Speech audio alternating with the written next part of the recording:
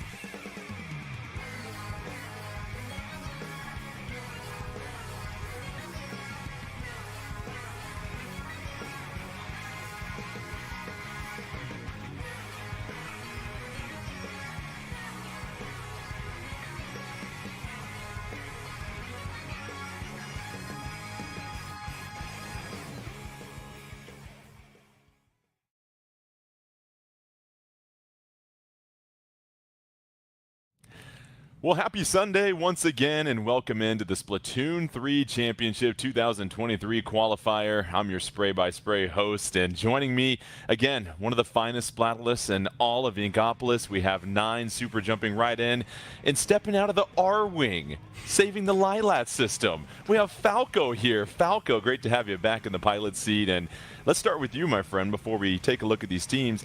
We've had Sizzle season out for a while. We're talking Sunshine, Dogs on the Grill, and the meta changing. What have you noticed in these first couple of weeks so far as teams try to figure out what direction things are going to go? Yeah, quite a familiar weapon pool that we have. New weapons also coming out. We see some new weapons like the Wiper Deco that are more commonly used. We also have the Rapid Blaster Pro Deco that are used too. But some of the old is still sticking around, so it's interesting to see how well those two mesh together. In 9, that was kind of the story last week when we had our first qualifier event. You had a mix of old and new, some experimentation. What did we learn last time when we saw these 4 teams duke it out? Well, Falco kind of set it up for me there, so I'll go ahead and run with it as well. You did have the teams that stuck with the old tried and true weapons be the ones that qualified. I know that some of that is up to skill, but we did see some very fun teams bring out the newer weapons, kind of adapt to what they thought that they could do within 1 week of a new season coming out. But I also want to point out a familiar map pool, I think, did a great job of keeping those games close. We had a lot of long sets and a lot of long games in those sets, and I think we can probably expect to see a little bit of the same today. All right, well, let's go ahead and meet our 4 teams that'll be inking their way to 2 potential spots to the championship for this year, and there are some terrific stories around them. First, the team very familiar with Crush Soda, Duck Gang back in the pond once again this week after qualifying last week. Red Sun, and then Sonder. And let's start with you, Falco. You look at these 4 teams. Any particular team that you've got some interesting notes or a story on here? Yeah, it's going to be that second set that we'll be seeing Red Sun versus Sonder. Red Sun barely got into this top 4, winning 2 Game 5s to get in against Last Resort and Nightmare. We will see if they can keep up this train going, as they are going to face a very tough team, Sonder.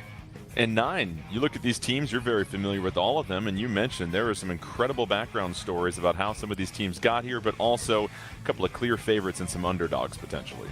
Well, those of you who followed some of the previous events here in Splatoon 3 know that Crush Soda has been on the big stage, and they are back. These are some of the fastest players V will ever see, incredibly mechanically gifted.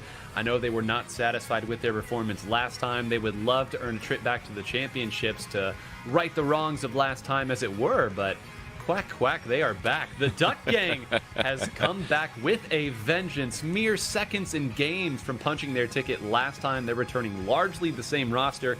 I know they captured the hearts of all of us last week, and they would love to capture more than just hearts. How about a ticket to the championships? All right, let's go ahead and check out the rules for the winter semis and let you know what's at stake as well, too. Top 4, it's a best of 5. The higher seed will choose the mode, the lower seed will choose the stage, and after the first game, well, the winning team will choose the mode, and the losing team will choose the stage. Those are your 4 game modes. You know them, you love them, and then your stage list. Keep in mind, stages can only be played once. Once you've gone through all 4 game modes, you can repeat one for Game 5, and what's going to be very fascinating as well too is who wins that Game 4 will have a huge advantage at choosing the mode in that decisive Game 5. Now, what's at stake? Well, of course, we said it. 2 teams will get an entry and trip to the Splatoon 3 2023 Championships, as well as 10,000 My Nintendo Gold points. They'll get a sweet championship qualifier trophy. And how about a Splatoon 3 jacket and backpack, a pin set, and tech decal, so you can floss all that and show off your gear that you win if you get a chance to make it to the top 2 here. And so, you know, we look at what we saw last time here, 9, and it was crazy. We've done a lot of these tournaments, and I would say last week it was the fewest amount of KOs that we've ever seen, and a lot of matches that went the distance, and they were really decided by a couple of seconds here or there. What can you possibly attribute that to? I think a lot of it is the maps and modes that teams are familiar with. We joked that some of the places they went to last night, Undertow Spillway, Rainmaker, Museum d'Alfonsino, over and over again, because this is a similar map pool to the last championship events and a lot of community events, teams are prepped for this. And yes, there are certainly aspects of skill and improvisation and identification in the heat of the moment, but if you have a game plan that you know works for a map and mode that is tried and true, that's going to travel well, even against the best of competition. And I would also argue at a certain point, these lower level teams are starting to catch up to the Blue Bloods. Big part of why these were such close sets last time. Yeah, and Falco, I think it begs the question, what do you think will separate these teams today? Because, yes, you've got a couple of favorites, and Crush Soda is a team you highlight with what they've accomplished before, but we've said it before, Red Sun being here, Sonder being here, these teams are getting close. How do you separate them? Yeah, and it's hard to separate them, and I think that's the whole point of how they are here, so it's going to be really interesting to see what is going to happen and how well these teams are going to play. Well, it looks like we got our first game mode and stage. Splat Zones, Hagglefish Market. We saw this quite a bit last week here, 9. So go ahead and give us the rundown on what we're about to see here, my friend.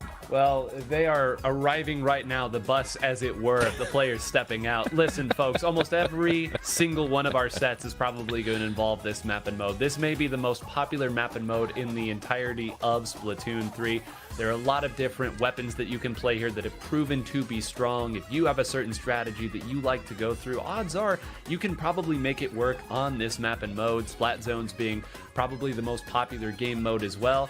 And it's another one of those maps, Jordan, where if you like to attack, there are avenues for you to flank around, to attack once you've got 3 or 4 down. But there are also plenty of avenues to build your own special to break back into the map after you've been locked out. Yeah, and it's really this game of tug of war with Splat Zones, Falco, where you're trying to secure the zone and then push forward, but if you push forward too far and the other team builds up specials, what have you seen has consistently been the key for these high-level teams to be victorious in Splat Zones, a game mode that many of them really try to specialize in? Yeah, it's kind of about respecting the space of your opponents too. Kind of as Nine said, you have opportunities that you can flank on the sides, but you have to be aware of those flanks as well on defense. So just kind of staying back, letting the game kind of take its own pace, and then taking it from there. And it's interesting, Nine, because you look at the makeup of Crush Soda, and you know, you've got a 52 gal, a couple of frontliners, and then you've got that ballpoint Splatling behind. Is that a makeup that's going to bode well here in Splat Zones? Obviously, you can cover a lot of ink. Any concerns about range, or is that ballpoint Splatling going to be able to hold it down for them? I would say that the comp will not be the issue here. If you're going to bring out a couple of Splash-O-Matics and a ballpoint Splatling, that is all you could hope for from a compositional standpoint. You've got plenty of ways to pivot back into the map if you get locked out. Plenty of ways to attack the opponent with the nice range of that special and that ballpoint. All right, let's go ahead and grab our reusable bags and head to Hagglefish Market, grab some produce, and see who's going to pick up a dub along the way. It's Crush Soda taking on Duck Gang as we get the Splatoon 3 Championship 2023 qualifier off and rolling. And Nine, there's a lot of ballpoint Splatlings out there already. 3 of them to be exact, and we have seen this before where certain teams, I know Jackpot made use of it as well, 2 ballpoint Splatlings here. We highlighted last week how strong that Inkjet is. This gives you a lot of different avenues to attack with it. You can get high up on the map, rotate over the top, but we need to stop talking about the ballpoint because this 52 is saying, hey, I have been one of the best weapons in the game from the start. I am in your face, and I am in your base. And just like that, Falco, you see the 52 gal advance forward. What makes it such a capable weapon that so many frontliners fall in love with? Yeah, I think it really starts with that ink wall, being able to get some splats and pushing forward, and that's exactly what we saw Duck Gang do and continue to do as 2 players down on Crush Soda. Duck Gang looks unstoppable at this moment. Duck Gang, how about the start that they have shown right here, racing out to a 35-100 lead.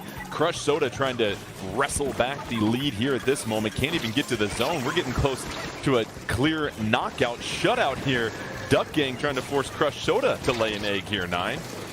Well, you can see here just 10 more seconds trying desperately to get to the zone. As we so often see in Splat Zones, a nice knockout to start out our tournament, and it's Crush Soda who's going to be holding firm there on the attack. Once they got that initial attack, guys, they really never let up. We saw a lot of close games in our last event. I said we'd probably see a lot more here, and Crush Soda bound and determined to prove me wrong from the very get-go. So Crush Soda racing out to a dominant 1-0. We do want to note that the colors switched a little bit on you in the top left right there. So Duck Gang was in the yellow, Crush Soda in the purple. And so you see right there, Falco, why Crush Soda can be so relentless and so dominant. Those frontliners, as Nine said, so technically gifted. If you don't win those one-on-ones or find those advantageous situations, I imagine it's hard to break through those aggressive frontliners to even get to the zone.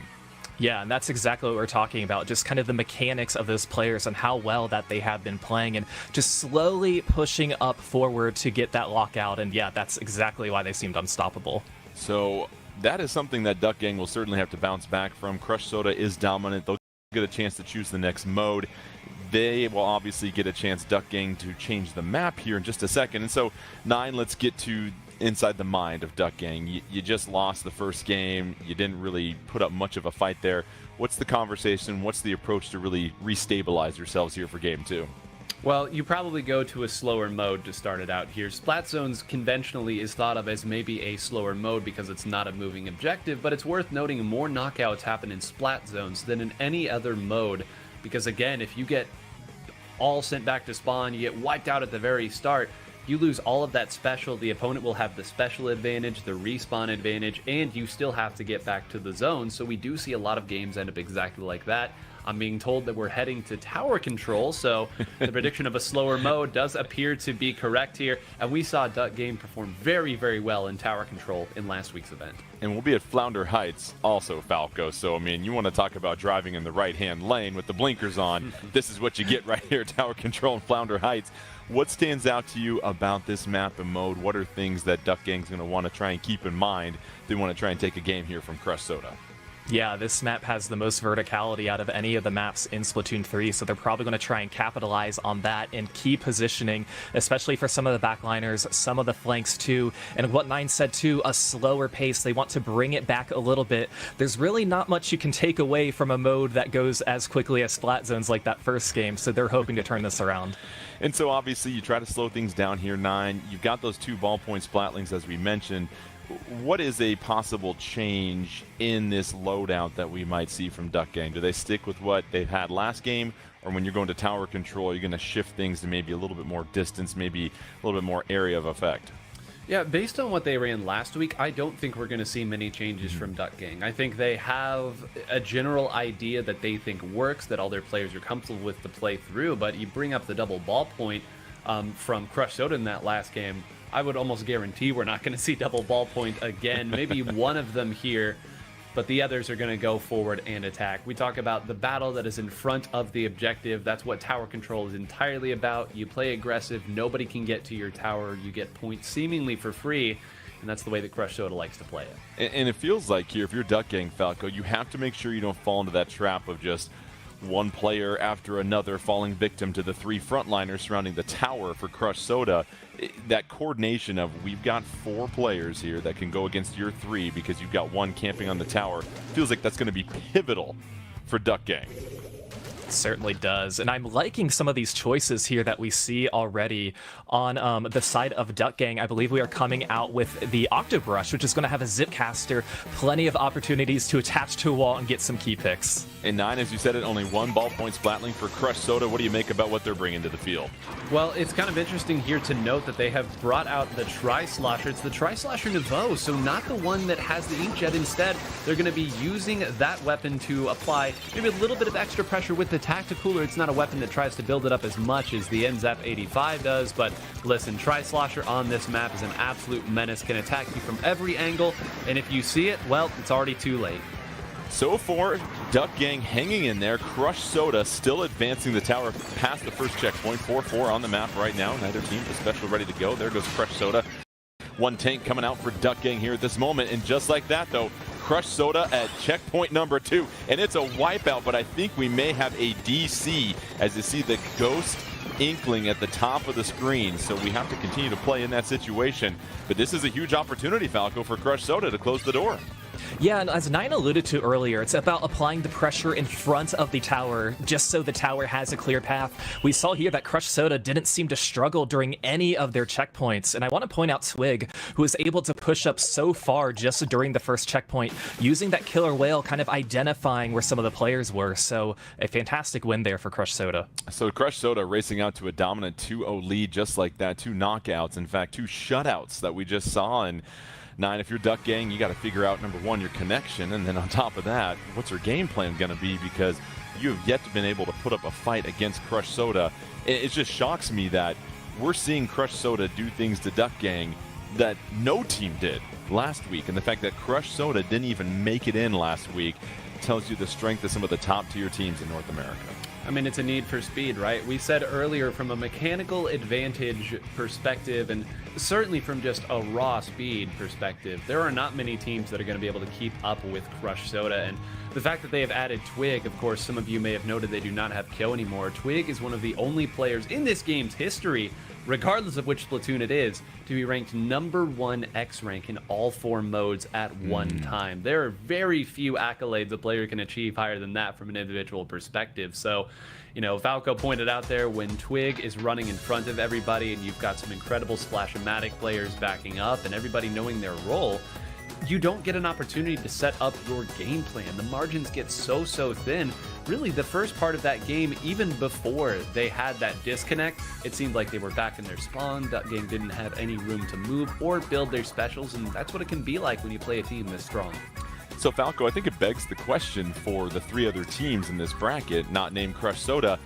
How do you handle this aggression, this technical frontline play? What's the counterplay to that? Or do you just have to simply be better than them at the game that they're trying to play? Well, you certainly just have to be better than them, but there's also this opportunity. They can see what's going on right now. they can take a look at their opponents firsthand and say, okay, here's what they're doing really well with.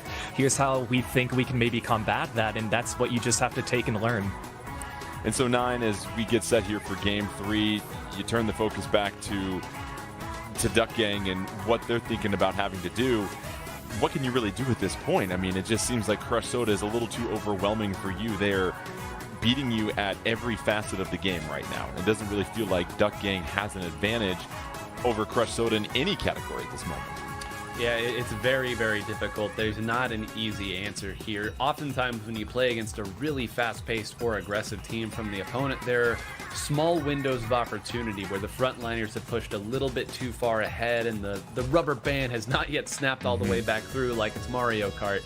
Those are the small opportunities if you don't take those fights in dangerous positions. The problem is that the players from Crush Soda also understand that, and they push up just far enough to get you to fire at them, then they back up a little bit. Then they get their support, and when you finally think they've slowed down, they hit the gas and they've attacked you once again. It's going to be about special coordination here. You're going to have to find a way to slow down the objective. There are plenty of tricks to do that in Rainmaker and also inside of Clam Blitz, so anything to slow them down, get them to turn around. Of course, it's a lot easier said than done. Players are back in the lobby as we get set for Game 3. Crush Soda 2-0 lead, 2 shutdown knockouts. It's going to be Clam Blitz coming up here. Your favorite game mode here, Falco. And what's going to be the key here to this Clam Blitz match? Because this is something that could potentially steamroll pretty quickly for Crush Soda as well. Yeah, and we were talking about kind of having a slower paced game for Game 2 may have been important for Duck Gang, but Clam Blitz can kind of go out of control if you are not situated and get that wipe out, and we know which stage we're going to be going to, Museum d'Alfonsino. This is one where you push up on the enemy spinner. It can be very hard to defend. And as you continue to look at this map here, 9, it does seem like if you can get up to that opponent's spinner area and camp there and make a living, you make things miserable for your opponent. I figure that's priority #1 for Crush Soda coming up. Yeah, and they've got the weapons to do it as well. We've talked so much about Twig, but it's worth noting Goss and Thunder, 2 of the finest players that you will see of the Splash-O-Matic. And listen, folks, the Crab Tank, we told you last week, wasn't going anywhere, but this is a map and certainly a mode where the Crab Tank can get up on the raised areas of the spinner, attack right where the opponent is coming into spawn. If you're trying to contend with that, it means the rest of the team can go back, build up some more clams, maybe even another power clam to come in. So this is another one of those maps where the sustainability of long-term pushes can really bite you if you're a little too haphazard on the defensive side. And obviously, Falco, Crab was the special of the month, or for the entire first part of the meta here for the most part. It was not leaving the menu anytime soon. What other specials do you feel like maybe not get to the level of Crab, because is anything going to in Splatoon 3, but what do you think might be another very important special that teams are going to really try to lean on as they continue to combat all these teams that are using Crab? Yeah, well, for this mode in particular, we might see the Kraken come out. Now, some of these weapons might not have that special that they're looking for, but we have commonly seen Kraken push up towards the basket to allow teammates to jump to get those clams in and potentially get an edge on the game. And take me through that moment here, again, Nine, when you've got your power clam, you open up the basket. What's the communication like with these teams as they're trying to score as many points as possible? You've got that timer that obviously can reset as you're filling in the basket. And, we'll get those thoughts here in a second because it's going to be Crush Soda trying to hang another masterpiece in Museum del Foncino. We'll see if Duck Gang can close things down early or if it's going to be all Crush Soda. And Nine, looks like we got a couple of wipers here for Duck Gang. Yeah, there are not too many teams out there who would be able to do this. Two, and now it appears to be one less. But I will say that a double wiper composition is a really intriguing way to try to approach this because, again, if you are a team that is capable of running a couple of wipers, that means that it's a weapon that does a pretty good job of surviving in these fights against a lot of these short-range shooters. So, again, can make it kind of tricky if you're not sure how you're supposed to fight it, not sure what you're supposed to do. But, 3 power clams moving through here. It appears that, right now, Crush Soda just going to take this victory and move into the next portion of their game. Hey, listen, you take what the game gives you, and you just continue to play, whether it's 3 or 4 Inklings out there. You got to do what you got to do. So Crush Soda going to just avalanche and let that thing roll. So it's Crush Soda that takes the 3-0 victory over Duck Gang. Duck Gang will have plenty of time to think about what they need to do. They'll try to dry those feathers a little bit and get set in the losers bracket, but it's Crush Soda moving forward, and they look like the powerhouse that we are going to see today. And, well, Falco, not a whole lot to take away from that one other than the fact that Crush Soda is going to be a tough matchup for whoever emerges next out of Red Sun and Sonder. Yeah, and it's also unfortunate, I think, too, for Duck Gang that there's not much you can take away from not having all of your members in the game for that third game and maybe even half of the second game that we have seen. So, definitely kind of a time to regroup mentally, get back together, and figure out what your next steps are. Hey, whether it's 3 Inklings on the map or not, you still got to continue to score and pour it in. So Crush Soda, moving on. We'll step aside and take a quick little break here. When we come back, we'll have our second half of winter semis. It'll be Red Sun versus Sonder, 2 teams that have continued to really work their way up the ladder in North America, and it'll be very fun to see what they do. But before we step aside here real quick, Nine, just one more summary. Let's start with Red Sun for you, and then we'll go to Falco on Sonder. Just what makes these teams so unique? Yeah, the Red Sun story is one of a kind. This is a team that came up through an event that we call Low Ink in the Splatoon community, where you're placed against teams that are just starting out, and once you work your way through that tournament, you're banned from the tournament effectively. You're too good for it. You'll move up a little bit higher and start playing in the weekly events, and then from there you start competing in the big major events as well. Red Sun has done everything the right way. By the back half of Splatoon 2, they were really starting to stake their claim, and then Splatoon 3 came along and they underachieved. I mean, put it simply, I think they would all agree as well. So for them to get as far as they have in this event, beating 2 absolute titans on their way to making it to top 4, this would be one of the greatest Cinderella stories in the history of our game. And I know the players from Red Sun are eager to make that happen. And Falco, how about Sonder? I mean, this is a team that has the talent, has the capability to maybe be that second team of this qualifier that'll find themselves in the championship. What makes them so unique? Yeah, they're a team that we knew was kind of at this level, but are they quite the top of the top next level?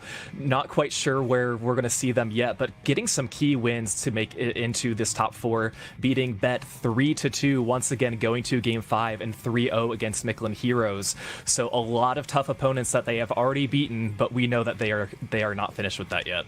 Well, let's go ahead and check out the bracket one more time, and we'll see Crush Soda and how they advance, and obviously the 3-0 victory over Duck Gang. That'll give Duck Gang an opportunity to think about what they need to do here in just a second. And, it's interesting, Nine, you get into these situations, and as Duck Gang, you're disappointed, but there's still a lot of Splatoon to play. And it would have been an upset anyway if you'd taken care of business against Crush Soda. But the good news is that there's still a lot of opportunity for them. And, when you get to these situations, Nine, it's one thing to play tournaments online and to have those opportunities to win the bragging rights or trophies there, but when you have a chance to go to a championship and do this thing in person, that's a lot of pressure for some of these teams because they've seen how much other teams have gone on and enjoyed these in-person championships that have been hosted on these big stages.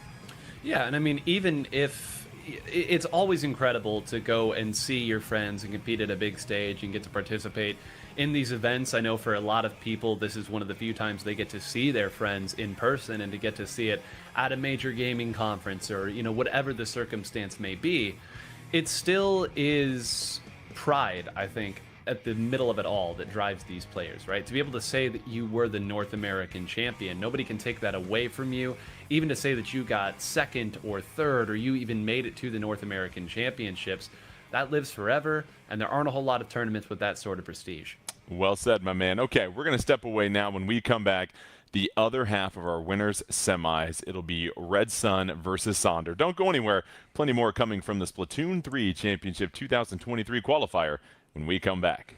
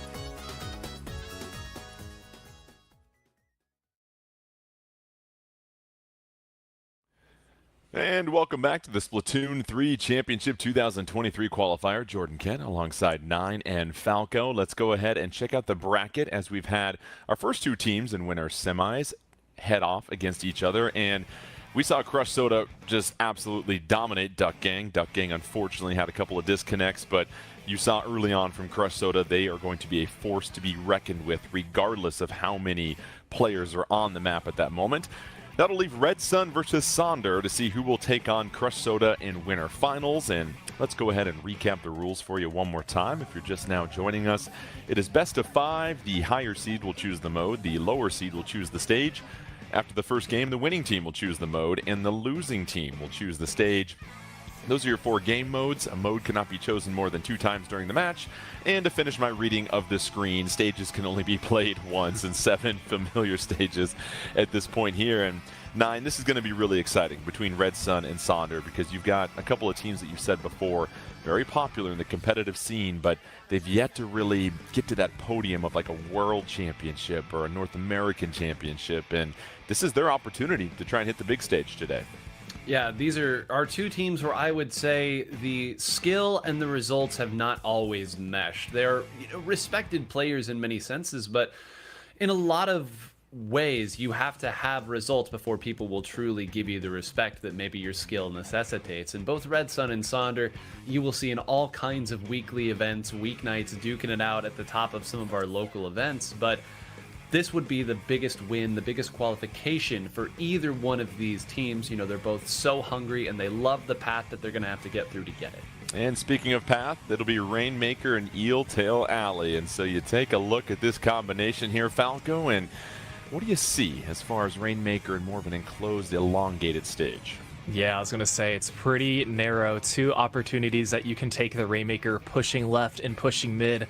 Left is a little trickier once you get past that first checkpoint, a little more congested, so you really got to be careful with that. But both are easy to switch from back and forth. If you don't feel comfortable in one direction, you can easily take the other and hope that your teammates are set up to support you. It feels like, Nine, you really have to have your eyes on both levels of Eel Tail Alley here as you're advancing that Rainmaker.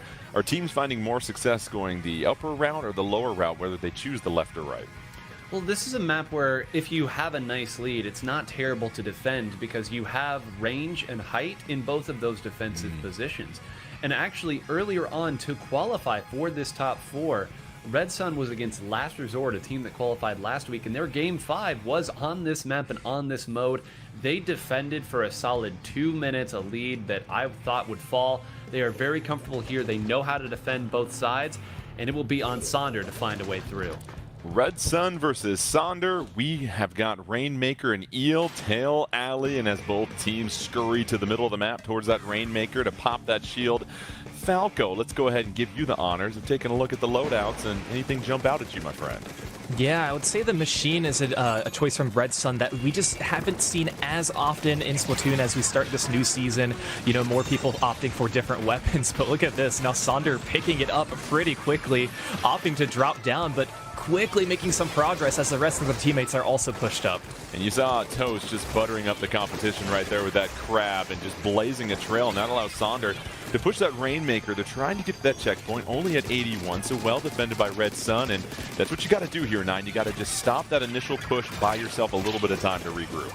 Yeah, and they did just that. They're going to have the respawn advantage because it is closer to their side. And you saw Toast not wanting to move forward. They were probably discussing whether or not they wanted to have all of the team jump in to try to get more out of this push. They opted against it here, and I think Red Sun probably A-okay with that, given how long they've waited and set up here. The Rainmaker's going to reset. Henlo here on the Wiper, though, causing problems on the backside for Beam. The whole rest of the team is pushed up. Now they're going to have to turn all the way back and finally are able to put down the Wiper. They lost a lot of momentum from that play. Yeah, Beam saying goodbye to Henlo at that point, and that could have been a really nice flank for Sonder, but that is sniffed out, and so far, Falco, it's been the defense of Red Sun that has defined this matchup. Yeah, I was going to say they've done such a good job maintaining this map control, and that's what made it very difficult for Henlo to escape. They knew they had to get in a corner where they could use their stamp, but unfortunately, it didn't work out for them. There is Red Sun yet again. They haven't tried to push the Rainmaker at this moment. You see the shield is down, sitting there at the middle, However, all 8 players on the stage at this moment, so really not much of an opportunity or advantage for either team. And 9, at this point, when you get into the mid-game, as we like to say, or get to neutral, how do you try to find that advantage if you're Red Sun? Well, Red Sun cut their teeth in the days of Splatoon 2, which was a lot of sit back, throw some bombs out at the opponent, build up your special, wait for them to make a misstep. That's sort of what you've seen here. We've been spectating Beam, who's been doing all of that. The problem is this is not Splatoon 2 anymore. This is Splatoon 3. We move a little bit quicker now, and if you give the opposing team that much time to set up their attack, they will find the advantage and break through, and Sonder more than happy to take that opportunity. And Falco, we just saw Henlo with 3 critical splats to blaze a trail for Sonder. They now have a commanding lead with 2.5 minutes left. 23 there now pushing Henlo, and they have got Red Sun on the back foot. Yeah, they're pushing it in a way where they need to keep up the aggression because there is no paint underneath where the Rainmaker is. But Red Sun doing a quick job of moving forward and having 3 specials at their ready. And it looks like they also have a Stamp coming out, Inkjet coming out too, so they're doing everything they can to get back into mid. Nice bobbing and weaving by Sonder on the second level to avoid that Inkjet. Rainmaker has reset. A couple of burst bombs will come in and take care of business right there as Toast once again trying to open things up for Sonder. They're going to move forward. Still not going to claim that Rainmaker as there's no true advantage, but it feels like 9. If you're looking at maybe the turf war going on right now, it's a lot of purple on the stage. Yeah, right now Sonder has done a great job of not biting off more than they can chew. They will be happy to play the Red Sun game of sit back, throw their own lethal specials at the members of Red Sun, and dare them to come into the belly of the beast. Again, you can't be too passive on the defensive side. I'm not too worried about that for Sonder, as it were, but you'll see a lot of high-level Rainmaker play out exactly like this. Well, Red Sun, they're confident in sitting back. We've seen them play a little bit of defense, but eventually you got to try and score some points, and they have yet to score a single one with just over a minute left. And Henlo, once again, in these situations, we've seen take out multiple players, and that's exactly what you want from your frontliner. As Falco, it is Henlo creating all sorts of havoc as they finally go down. Yeah, just kind of serving as a distraction, making sure nobody on the side of Red Sun can even get to this Rainmaker. And I think Sonder, they're being cautious because they know that Red Sun still has to get to this podium. If they get to the podium, then Sonder can kind of turn up the heat and be a little more aggressive. But right now, Sonder's very comfortable just trying to control mid. And 9, it feels like that's exactly what it is. Can Sonder control mid and play defense for 40 more seconds to close out this win? What do they have to keep in mind as they try to wait this one out? Well, you're seeing a lot of it right now. Go back and use your sub-weapon to ward off the opponent. If they dive too deep, move over, rotate, get the shots where they are there to be had. And when you have a player like Henlo who can play the distraction on the Wiper so effectively, look at this.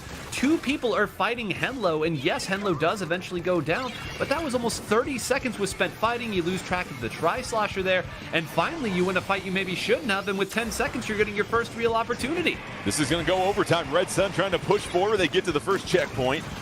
They lose the Rainmaker, though. 2 seconds left. They're going to have to hurry and apply some pressure. That's not going to do it. So Sonder, they were living in the backfield of Red Sun for the majority of this game, and they have enough defense to close things out.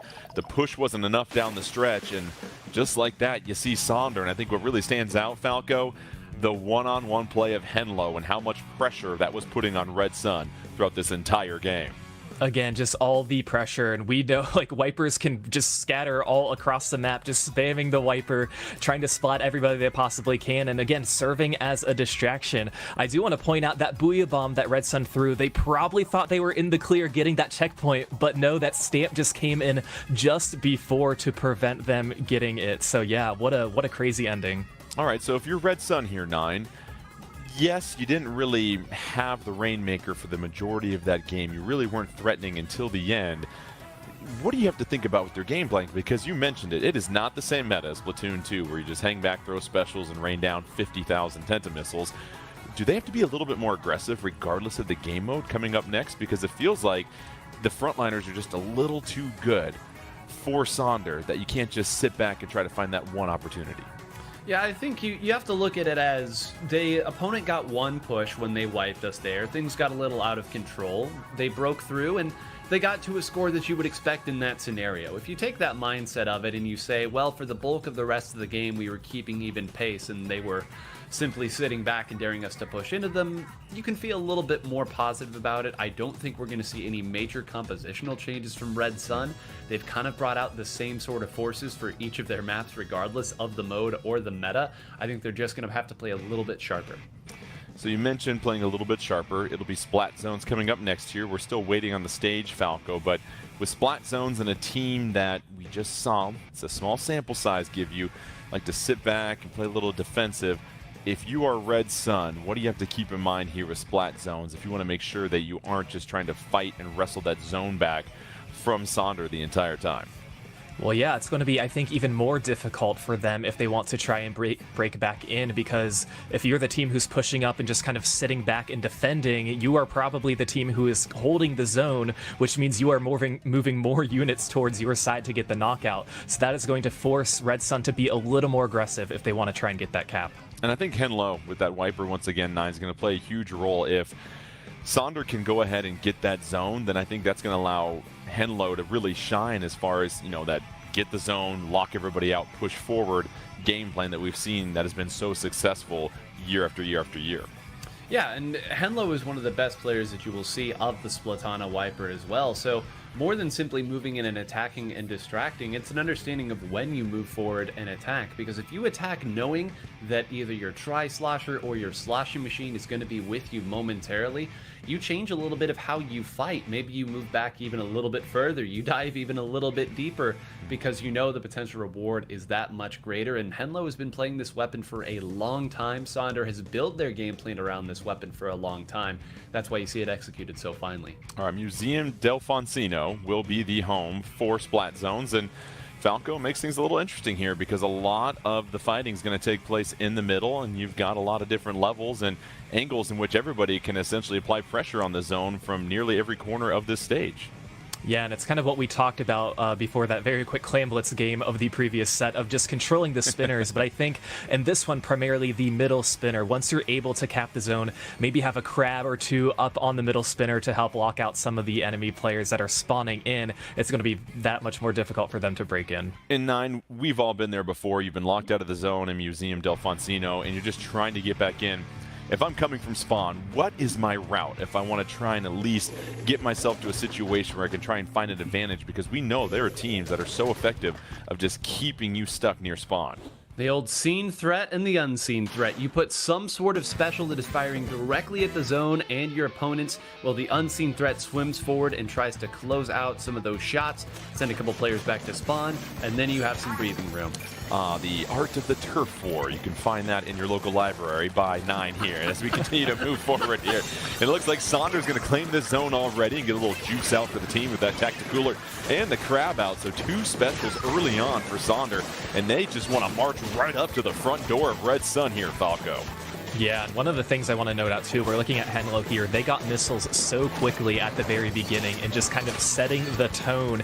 And these beacons are also going to help members of Sonder jump in. Not that they really need it at this specific moment, but we do see some pressure coming in from Red Sun, and we'll see if it's enough for them to contest. So far, Sonder still has the zone. Inkjet coming out, Booyah Bomb as well too. Here's Red Sun's opportunity 9, and they are able to capitalize.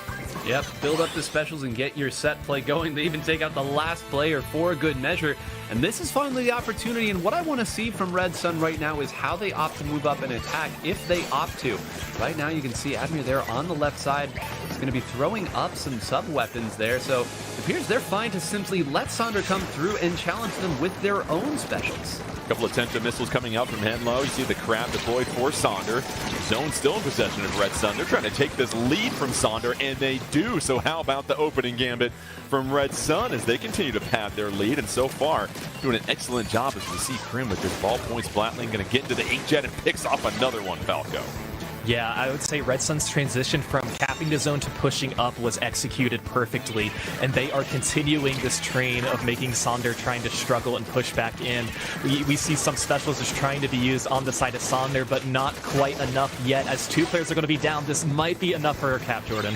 We'll see, and Sonder goes ahead and takes the zone back, a critical 71-point penalty against Red Sun, and that'll completely change the flow of this game here, Nine, because now it feels like Sonder has been able to wrestle the control and put a lot of pressure on Red Sun. Yeah, that's not a big penalty that they have, just 10 more ticks on it to move forward. And listen, we saw last time Red Sun was able to coordinate their specials properly to move through. Sonder may have wisened up to that and shifted how they're going to try to defend. Keep an eye on the top screen. That is all specials online here for Red Sun. Watch how they move through. Counter missiles coming out there. Where is Nico going to deploy this Ultra Stamp?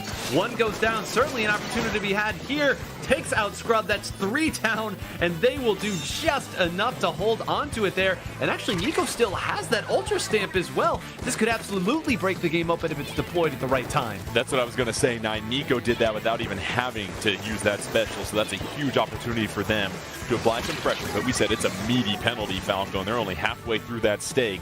But it is Sonder that now has to regroup, and we're seeing multiple members going down. It's the one after another approach that we've seen can fail time and time again. Yeah, both of these teams have been very comfortable once they have capped. And speaking of comfortable, Red Sun here able to get all 4 of their players up on the enemy side. We do see the ballpoint's going to be backing out just for a moment to potentially watch for some flanks and for these last potential 7 seconds, but Sonder still not giving up in these final moments. Oh, the Red Sun rises, and we have got things tied up at 1-1, a team that we thought was fine, just to chill back, marinate, and play defense. Well, listen, they woke up in a bad mood and brought it to Sonder, and now it is 1-1. And what we saw from Red Sun was very impressive there, Nine. It felt like having a little bit more space to move east and west made a huge difference for them in Museum del Foncino versus Eeltail Alley, where all the fighting was right there in a narrow corridor. So that's going to make things interesting now, because you certainly wrestle that all-important phrase, momentum, away from Sonder. Yeah, you bring up a great point there with how the map changed. It sort of allowed Red Sun to play a hot and cold type of attack, where the first time they let Sonder come to them with all of their specials, and then later in the game, sensing how things had shifted, we've taken out 1 or 2, they're in a split spawn situation. Let's put all 4 of our members up on the opposing plat. You will not see that very often, folks, at high-level splat zones. That bought them just enough time. A couple more of them rotate back, and if that game goes on 10 more seconds, maybe Sonder is able to cap, but they played to the clock, they played to their strengths. What a great game that was. And Falco, now Red Sun will choose tower control for their game mode, since they were the victors last time. And you know, you look at this pick here, and how does that pair with the way that they play? Because it feels like this is something that they feel very confident in as they approach game 3. Yeah, I think that is a wise choice, because just like splat zones, you can't really control the speed at which the zone is counting down. You can't really control the speed at which the tower is moving to. So this is going to allow them to have a little more time to kind of regroup, make those big pushes when they need to happen, and especially around those checkpoints. Yeah, and it felt like, Nine, the backline play from Red Sun was phenomenal. We saw that ballpoint splatting pick off a couple of people, switch into the Inkjet, and then just being able to get those critical splats without having to utilize your special. There's so many moments like that in a match that happen that you've got to take advantage of them, and if you do, like you said, it can really open things up. Absolutely, and it's good that you bring up the ballpoints, because both of these teams run a ballpoint, splatling, and a wiper, a Splatana wiper there. Not something that you will see every team do, but you can see the subtle changes between the two. That time, Krim was up in the face with the rest of Red Sun going up and attacking. Scrub on the other side maybe waited back a little bit more in that, whether that was a decision in that time or a true game plan. But it's so interesting how the same duo for 2 different teams can play so differently from their opponent. Umami Ruins will be our stage here, Falco, so a lot of real estate for both teams to cover, and you figure that plays well into the hands of Red Sun, but don't count out Sonder at all, because we've seen what Henlo can do with that wiper, and so now that we have a particular stage, does it change your thoughts on the approach for either team?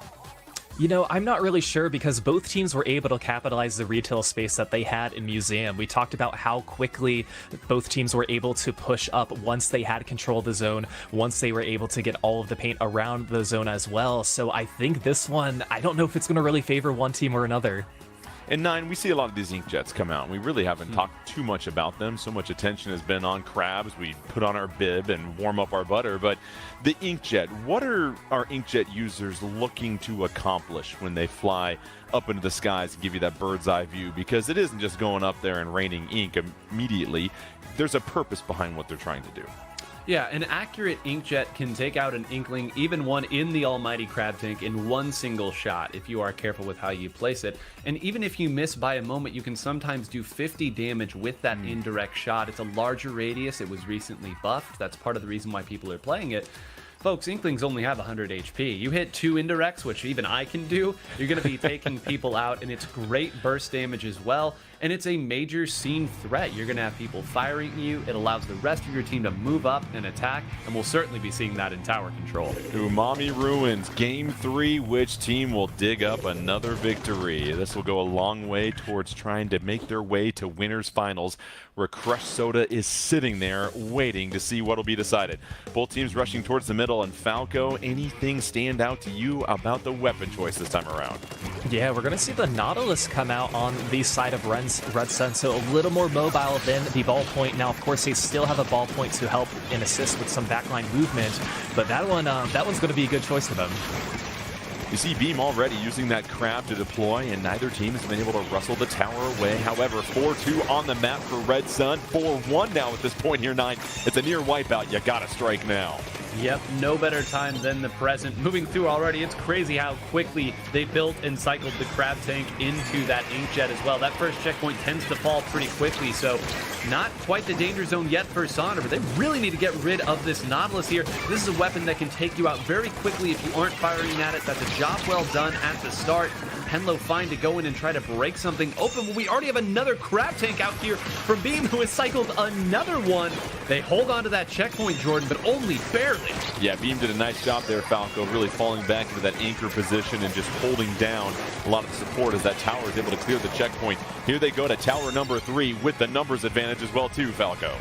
Yeah, and I think that was really key about knowing when to transition your players from the tower, moving them up, having your ballpoint then being a weapon that can be able to push up too. And it's seemingly going to be very hard for Sonder to get back, but look, they are able to get a few picks down, but now 3 members are down on the side of Sonder, 2 on the side of Red Sun, so this will be a very interesting ending. Red Sun trying to deliver a right hook. The tower is taken, but Red Sun will close things out with a KO, and they take a 2-1 lead in 9. I think the script is wrong. We talked about Red Sun being a team that wants to sit back and play defense. They have brought it straight into the home of Sonder the last couple of games, and now Sonder is sent scrambling for solutions because Red Sun looks like the much more aggressive, composed team right now. Yeah, a tale of a couple of different games there. If you watch game 1, you would think that everything that we told you is correct about the way that they were simply waiting for Sonder to make a mistake, but they made a statement instead partway through that game 2, and now in game 3, cycling the specials at the exact right time. And, you know, we talk so much as you're improving in Splatoon about the value of not getting splatted, about simply backing up a little bit, letting your teammate come through. There were 3 crabs in that one push that were cycled by Beam. That entire time, simply putting some turf down, letting the team come. There are members of your team that are meant to attack, and there are members of your team that are meant to stabilize. Incredible stuff there by Red Sun, and I can't believe I'm saying this. They are 1 game away from making it into our top 2. Yeah, this will be very exciting. So an opportunity right there for Red Sun. Clam Blitz, Brinewater Springs, Falco. And so, as we mentioned before, you're very familiar with this game mode. It's your favorite. You got a poster of it in your room. We all know that. But as we go to Brinewater Springs, I mean, it's one of those interesting maps where there isn't a... It's not a large one necessarily. It's going to happen very quickly. Whatever happens, you're going to have to be moving around, grabbing clams. We are going to be seeing these power clams flying left and right. Yeah, one of the smallest maps in this game, and the distance between the baskets from where they are from each other, not very long at all. And if you're spawning back in and need to get to your basket, you can have some backline members on the opposing side to get into some very key positions to make it difficult. Hey, listen, They're ready. Ain't no wasting any time as we get set for Game 4. Can Red Sun take it? A team that was dominant towards the end of Splatoon 2. They have now been trying to figure out this different meta for Splatoon 3. Are they starting to get smarter and learn faster than a lot of the AI we're seeing nowadays? We'll see as Red Sun makes their way to the middle. And 9, I'm going to give the loadout duties to you. Anything you see here? Well, very, very similar. 3 of each team the exact same, and the 4th one is still what variation of bucket that you want here. One bringing out the sloshing machine, and on the other side, Birch going to be going with the tried and true Tri-Slosher. But already, it's more Red Sun here. Their ability to cycle crab at just the right time once they have multiple members of the opposing team stuck together, it's unbelievable. You normally don't get this type of value out of your specials. Just sit back and enjoy watching Beam go to work here, applying all sorts of pressure, covering turf. Falco taking out torpedoes, building up another crab. This is Beam at their finest, doing what they need to do to really be the line of support, the backbone of Red Sun here. Yeah, Beam was allowing some of the players from Sonder to push up, but that allowed members of Red Sun to then splat them. So, you know, they gave a little bit of space and turf, but look who came out with the power claim first. It's going to be Red Sun trying to make a push of their own. Just about 1 minute in, and yeah, we're still kind of seeing the stalemate in mid. Nico trying to find an opening moving forward. You see Beam with that power clam, still really can't quite approach. You've got that Splash-O-Matic, obviously not a lot of distance there, but 9, you've got 2 power clams. Now it's just a matter of trying to get that numbers advantage, but credit Sonder, they've got Red Sun retreating at this moment. Yeah, you're starting to see a little bit more of what we saw in that first game. When Red Sun doesn't have a defined opening here, they are content to sit back and try to make a play happen from distance. Of course, one of the nice things is you can do exactly that and a whole lot more with an Inkjet. You can fly forward, you've got radius, you've got everything there, all the way down to 60 at the start. Nico going to go ahead and take out that poor ball point there of Scrub for a little extra gravy at the end of it. And now this is something we haven't seen in a couple games. Sonder still has to prove to us that they can come back in from a deficit. Toast is going to say peace out to the power clam. Wants to get ready to use that crab. Toast trying to apply a little bit of pressure. See Nico being chased down to the right, and Nico doing a great job of just staying alive. And so this crab really not going to pay many dividends for Sonder. Power clam's on the left-hand side of the map, but it seems like Red Sun right now, Falco, they've done a really nice job of just controlling mid, and now they're the ones forcing Sonder to head back to their base.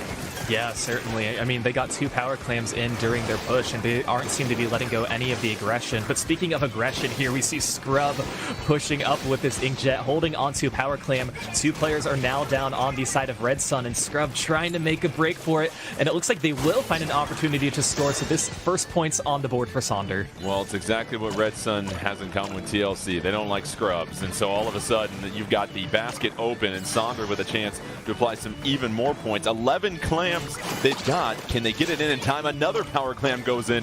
Sonder takes the lead, and now this is going to put a lot of pressure on Red Sun here, 9, with 2 minutes left. Yeah, they got to find a way to stabilize before they do anything. The threat is not yet gone. Sonder continuing to score, and they have gotten a tacticooler out on the field. That means everybody who goes down will jump back in very quick, and Krim taking out Scrub's Inkjet in midair might finally give them the breathing room that they need. They need to be careful here. I do want to point out that that entire push was opened up because of the counter that they had to a Red Sun push. So, again, great work there by Sonder, loading up for a nice counter and being rewarded greatly for it. 73 points on that push for Sonder, so that means Red Sun has a lot of work to do in under 90 seconds. And how does that change the strategy here for Sonder now that you have such a commanding lead and such little time left here, Falco? Yeah, for Sonder, you just kind of want to do what you did during that first game, which is hold tight. But if you're Red Sun, now you know that any push that you make has to be a push that can be able to take the lead. 1 power claim is just going to get rid of their penalty points, and you don't have much time that you can follow up from that. Yeah, right now Sonder really has the clamps on Red Sun. You see an excellent job, 9, of just controlling their basket. You see 3 members right there spread out well, all 4 members back on their side of the map here, and with 50 seconds left, it's just a matter of really fortifying where you're at. And you said it before, 9, make sure you stay alive. Yep, play to the map, right? Love it or hate it. There's only one way through Brine Springs, and it is right through a spot that you can throw every sub-weapon in the book at.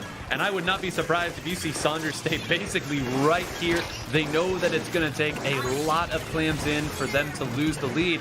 One player does go down. It's Birch there, their lead attacker, so Hold on a minute, there is an avenue here. Beam tosses it down, but Henlo on the other side was able to get the flank. They are trading players left and right. The basket is open. We're in a scramble situation, but there's still a lot of work to be done for Red Sun. Exactly, just 2 clams, 3 clams. They still have a lot to score. You see the other power clam come in. They're going to have to scurry about, but all of a sudden 2 of their members go down as the time is ticking. We'll see if Nico can do anything. Can they jump in? There's still some slivers of time. Power clam comes in, and how about that? Red Sun, as time was expiring, able to super jump in, get the power clam. How about that, Falco? The ability of Nico to just stay alive and buy them the precious seconds they needed to snatch victory away from Sonder. Yeah, if that jump were there's the high five to, or the fist bump to congratulate. Yeah, we Well love to see it. Well deserved. But if that jump is less than half a second later, it's not going to work. The basket is going to close, and that would have given Sonder the win there. So, I mean, just the crazy coordination, because I was even thinking there aren't many claims on the field. I don't know what they're going to do, but yes, you have the one power claim that's still at your basket, so you need to make sure you have a protected jump, and that is exactly what happened for Red Sun. That was remarkable, Nine. I mean, the fact that they were able to find that many coins in the couch and still be able to turn it into something was just unbelievable down the stretch. You felt like there weren't going to be enough clams. One of the most exciting finishes we've seen to a clam blitz in a long time. And I think this is a great lesson of why you don't necessarily pick up your freebie power clam, the pity clam as we call it, under your basket unless you are certain that scoring it will win the game.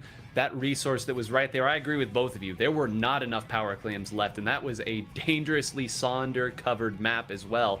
They were not going to have enough time to swim back into the middle and grab any more, but because they were patient and waited with that power clam at the end, 20 points fly off the board, and just such an incredible turnaround from that game one. Sonder was outpacing them, but Red Sun proved that their Cinderella run over many, many top North American teams was no fluke whatsoever. Yeah, you almost saw this metamorphosis over the last 4 games for Red Sun, and they turned into quite the juggernaut down the stretch. Let's go ahead and check out the updated bracket.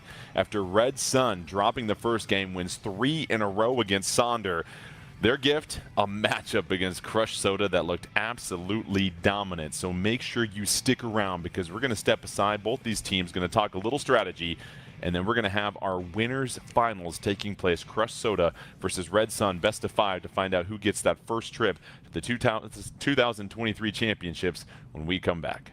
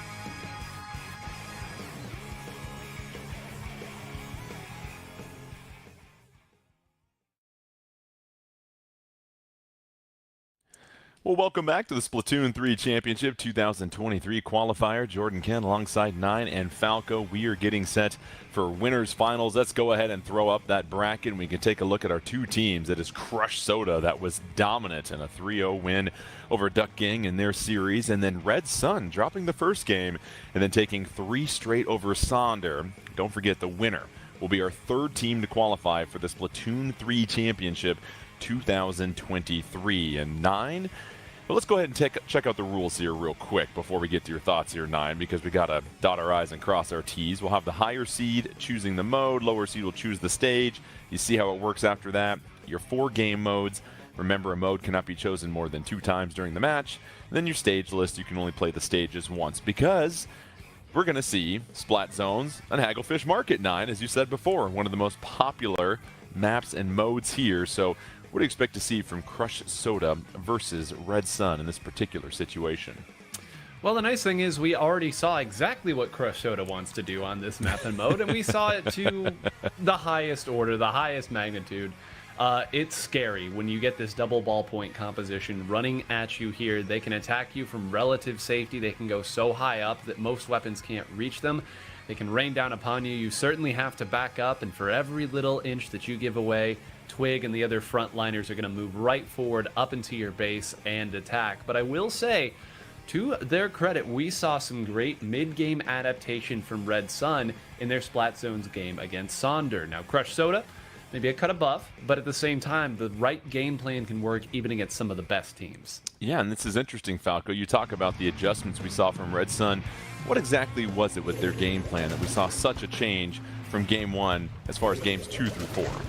Yeah, it was really just about once they were able to take the objective, how they pushed forward from that. But I'm looking at the comp from Crush Soda again, and yeah, we see that double paw point coming out, Jordan. Keep in mind, Crush Soda has not dropped a set. 13-0 in ladder, 3-0 in the second semi, 3-0 in the first semi. We'll see if Red Sun can be the first team to even take a game from them so far. And right now, it's Crush Soda that has stolen the zone already. But how about Red Sun, the quick response to try and put things in neutral here, Nine? Yeah, they're in neutral right now only because 2 members are still stuck in Inkjet on the other side. And I want to point out something very interesting there. We noted in the earlier games how good Red Sun is at herding people into where they are firing their crab tank. But you cannot herd 2 Inkjets. It simply cannot be done. Now finally Beam is going to cycle another one here, and now maybe there's an opportunity to be had. But if they don't get some value off of this crab tank, they're not going to have many more resources. And you just admire Goss threading the needle with some of those shots here. Here's an opportunity for Red Sun to apply penalty, but no, just like that, Crush Soda, a wave of yellow ink moves forward, and they continue to engulf the zone. They haven't claimed it quite yet, though. So a lot of ample time standing by. There they go. They get it now, Falco. They continue to maintain control.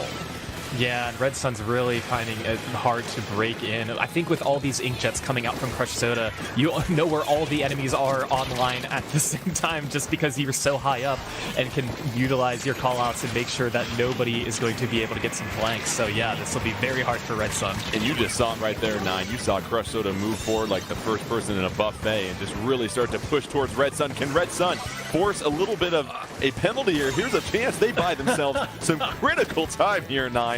And now it's going to go a long way until we cap a winner in this one, thanks to the last-second heroics of Red Sun. I mean, that Booyah Bomb that got thrown at the crab tank was so perfectly done. Thunder's crab tank came out at the right time to counter Beams, but ended up winning that, and everything came from that one pivot point. Now the very difficult job of doing it again and again and again against a team like this. Again, you know you're going to be outranged against a double ballpoint composition, so you have to win with sheer positioning. So far, where they chose to position and take their fights, not the right answer. They're going to have to find a way back in. Yeah, the takeaway for Red Sun is at least you know if you ink Crush Soda, they will splat. But however, just a rain of yellow ink coming in, and you see how far Crush Soda has advanced. They still have 34 seconds left on this penalty. However, they've really done a great job here of securing the zone, pushing forward, and now living in the map, half of the map for Red Sun, Falco. Yeah, they're coming from the second most penalty points that you can have in this game, which is 74. So it's been quite a journey for them with how long they've been able to hold on to the zone, and it doesn't look like it's going to let go anytime soon. Well, a dominant victory in which Crush Soda held the zone for 174 seconds. They get the victory over Red Sun.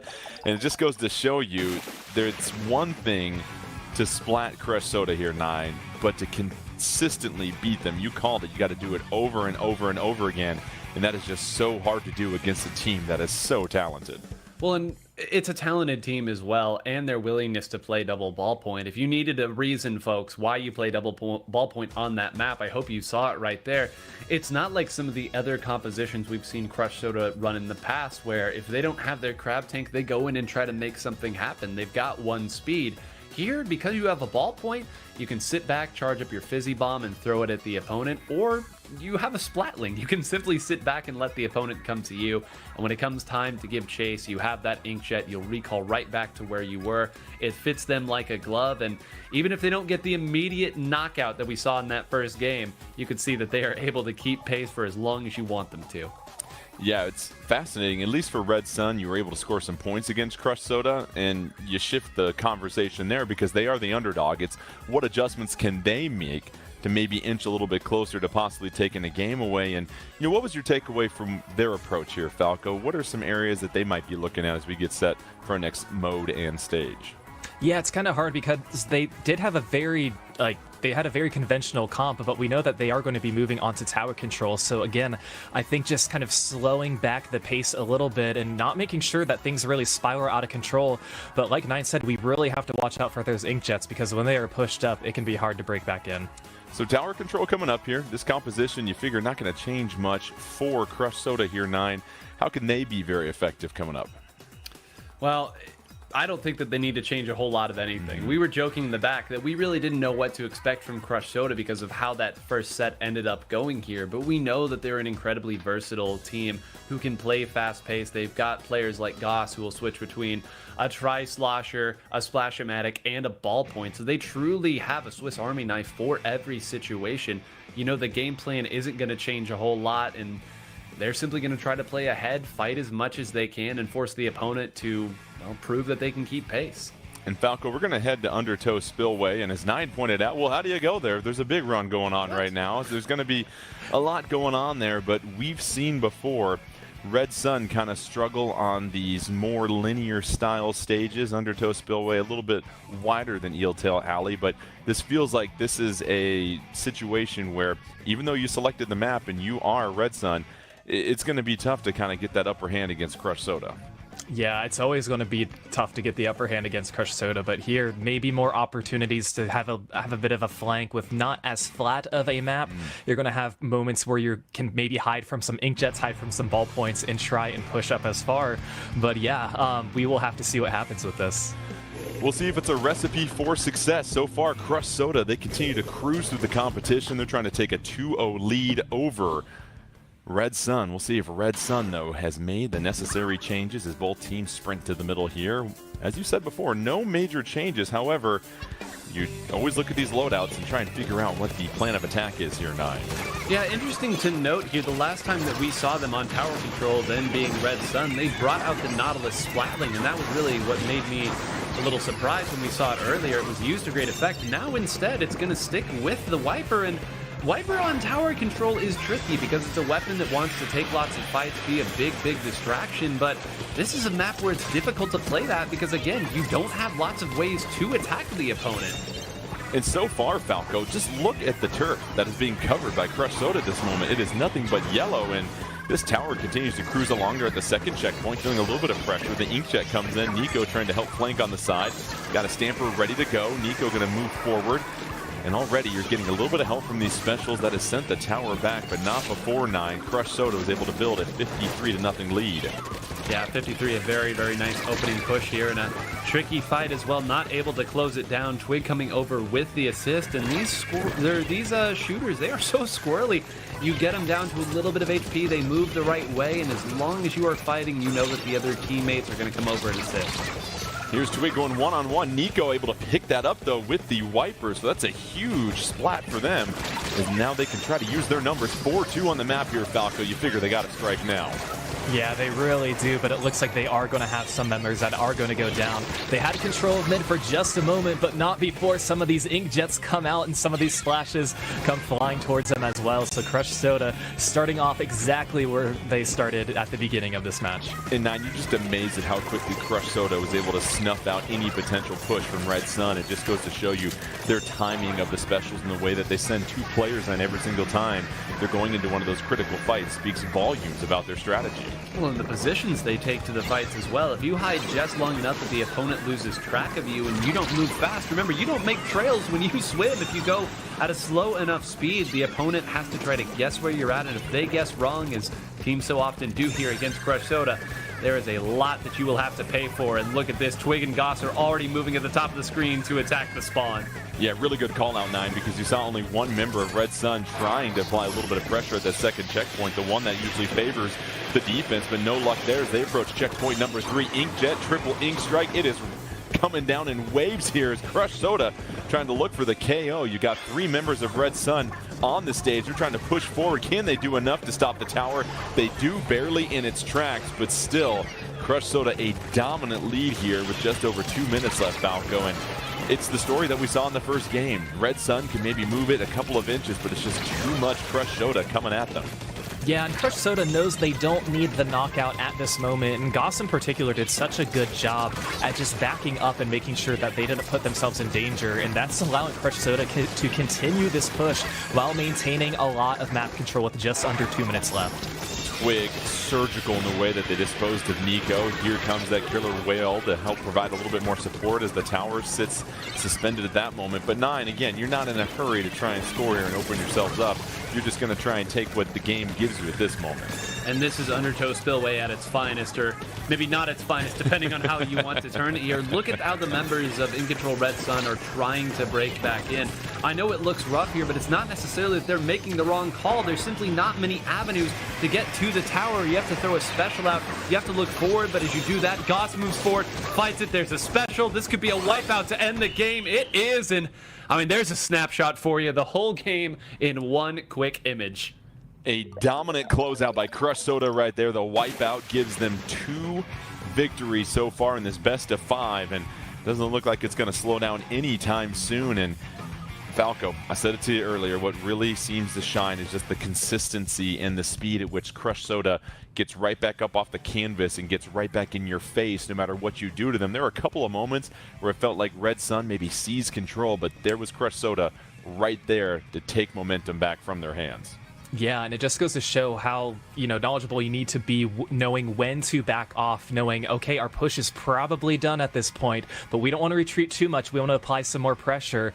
And yeah, that's exactly what Crush Soda did, and they were able to just hold on, allowing Red Sun to push up a little bit, but not quite enough that they were going to have to really make a good push. And I just think the consistent pressure from the Inkjet 9, you can't overstate it enough what you're seeing right there from Crush Soda. It feels like they do a great job of just cycling that in and out and making sure almost every 10-15 seconds there's an Inkjet out there providing support for a lot of these players down on the ground.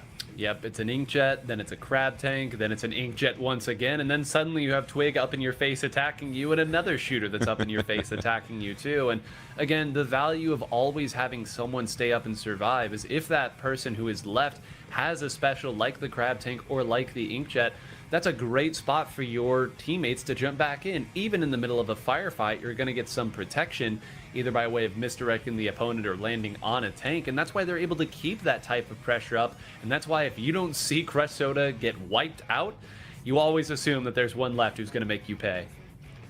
Crush Soda has now won 26 straight games. They're trying to make it 27 in a row to find their way in the 2023 championships. So we've got Clan Blitz coming up here, and Falco, again, this is a mode that can happen very quickly, but it feels like just the coordination that we're seeing from Crush Soda should make this just a very exciting and fun game to watch, especially if they can really find their openings.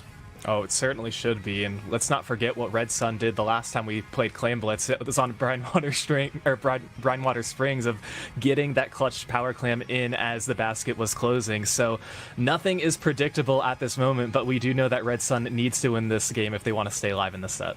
All right, it's Museum Delfonsino. Once again, we've made our third stop here already, 9. And now Clam Blitz here, I imagine you're going to say, well, the spinners play a huge role. How do they in Clam Blitz?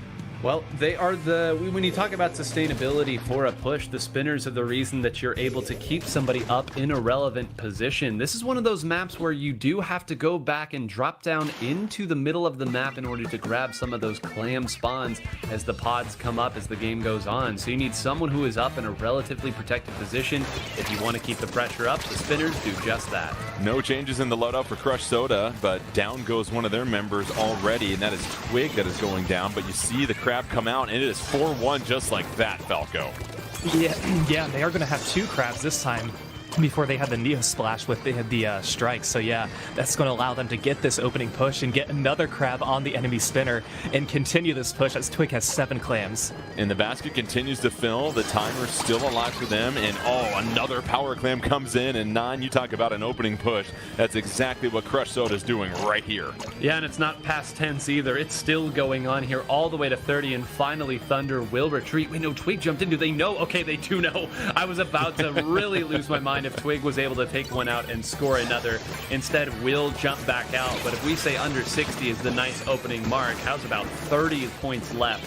70 scored in 1 opening push. Very impressive. Now it's Red Sun. When they take the fight to Crush Soda, here's Beam dropping down that power clam, having to retreat because of that killer whale. Goes into the crowd, able to apply a little bit of pressure. Can't pick up the splat though.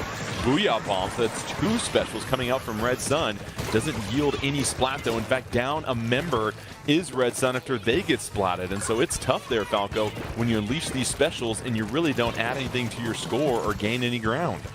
Yeah, it can be really difficult. And I like here, Beam knew exactly that somebody was up on their side by their spinner, couldn't identify Twig, but finally was able to get them. But between all that, Crush Soda, they were able to gain back control of mid and look at all the clams that they have at the ready. 16, and now they are ready to push up, make a push, open that basket once again. Yeah, they're throwing in corn, they're throwing in shrimp, everything that you can in that basket. It's a seafood cookout right now for Crush Soda. They've got a power clam ready to go, a little bit of time left. Inkjet can provide a little bit of support, and they add to the score another power clam.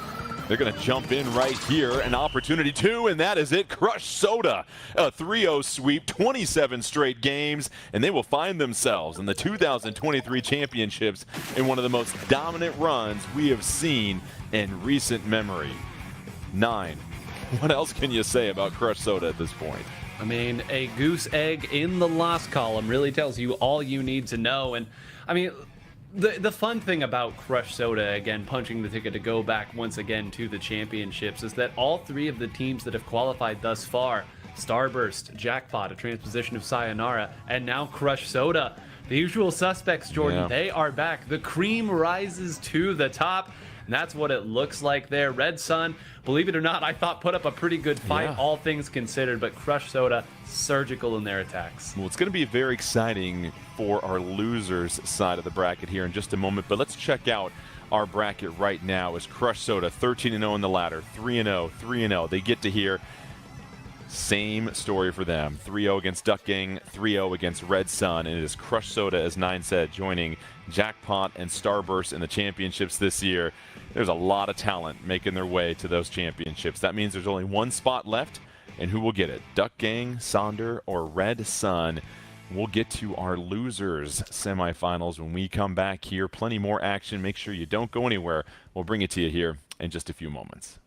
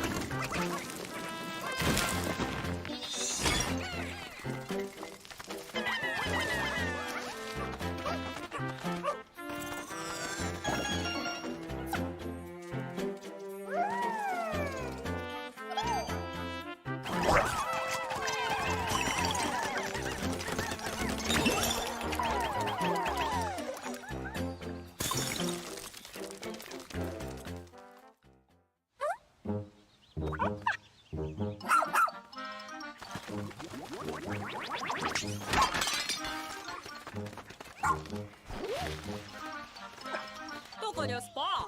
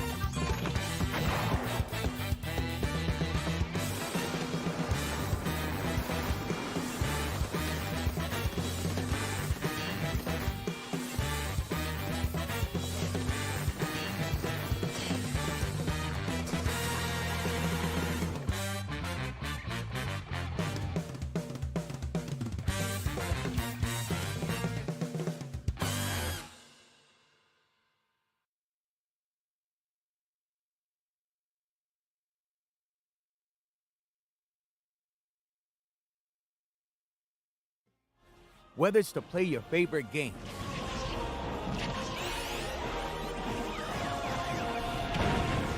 to play for school pride,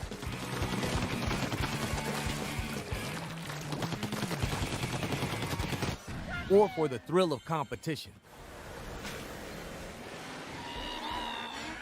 Play competitively with Play Versus. Visit playvs.com today for more information.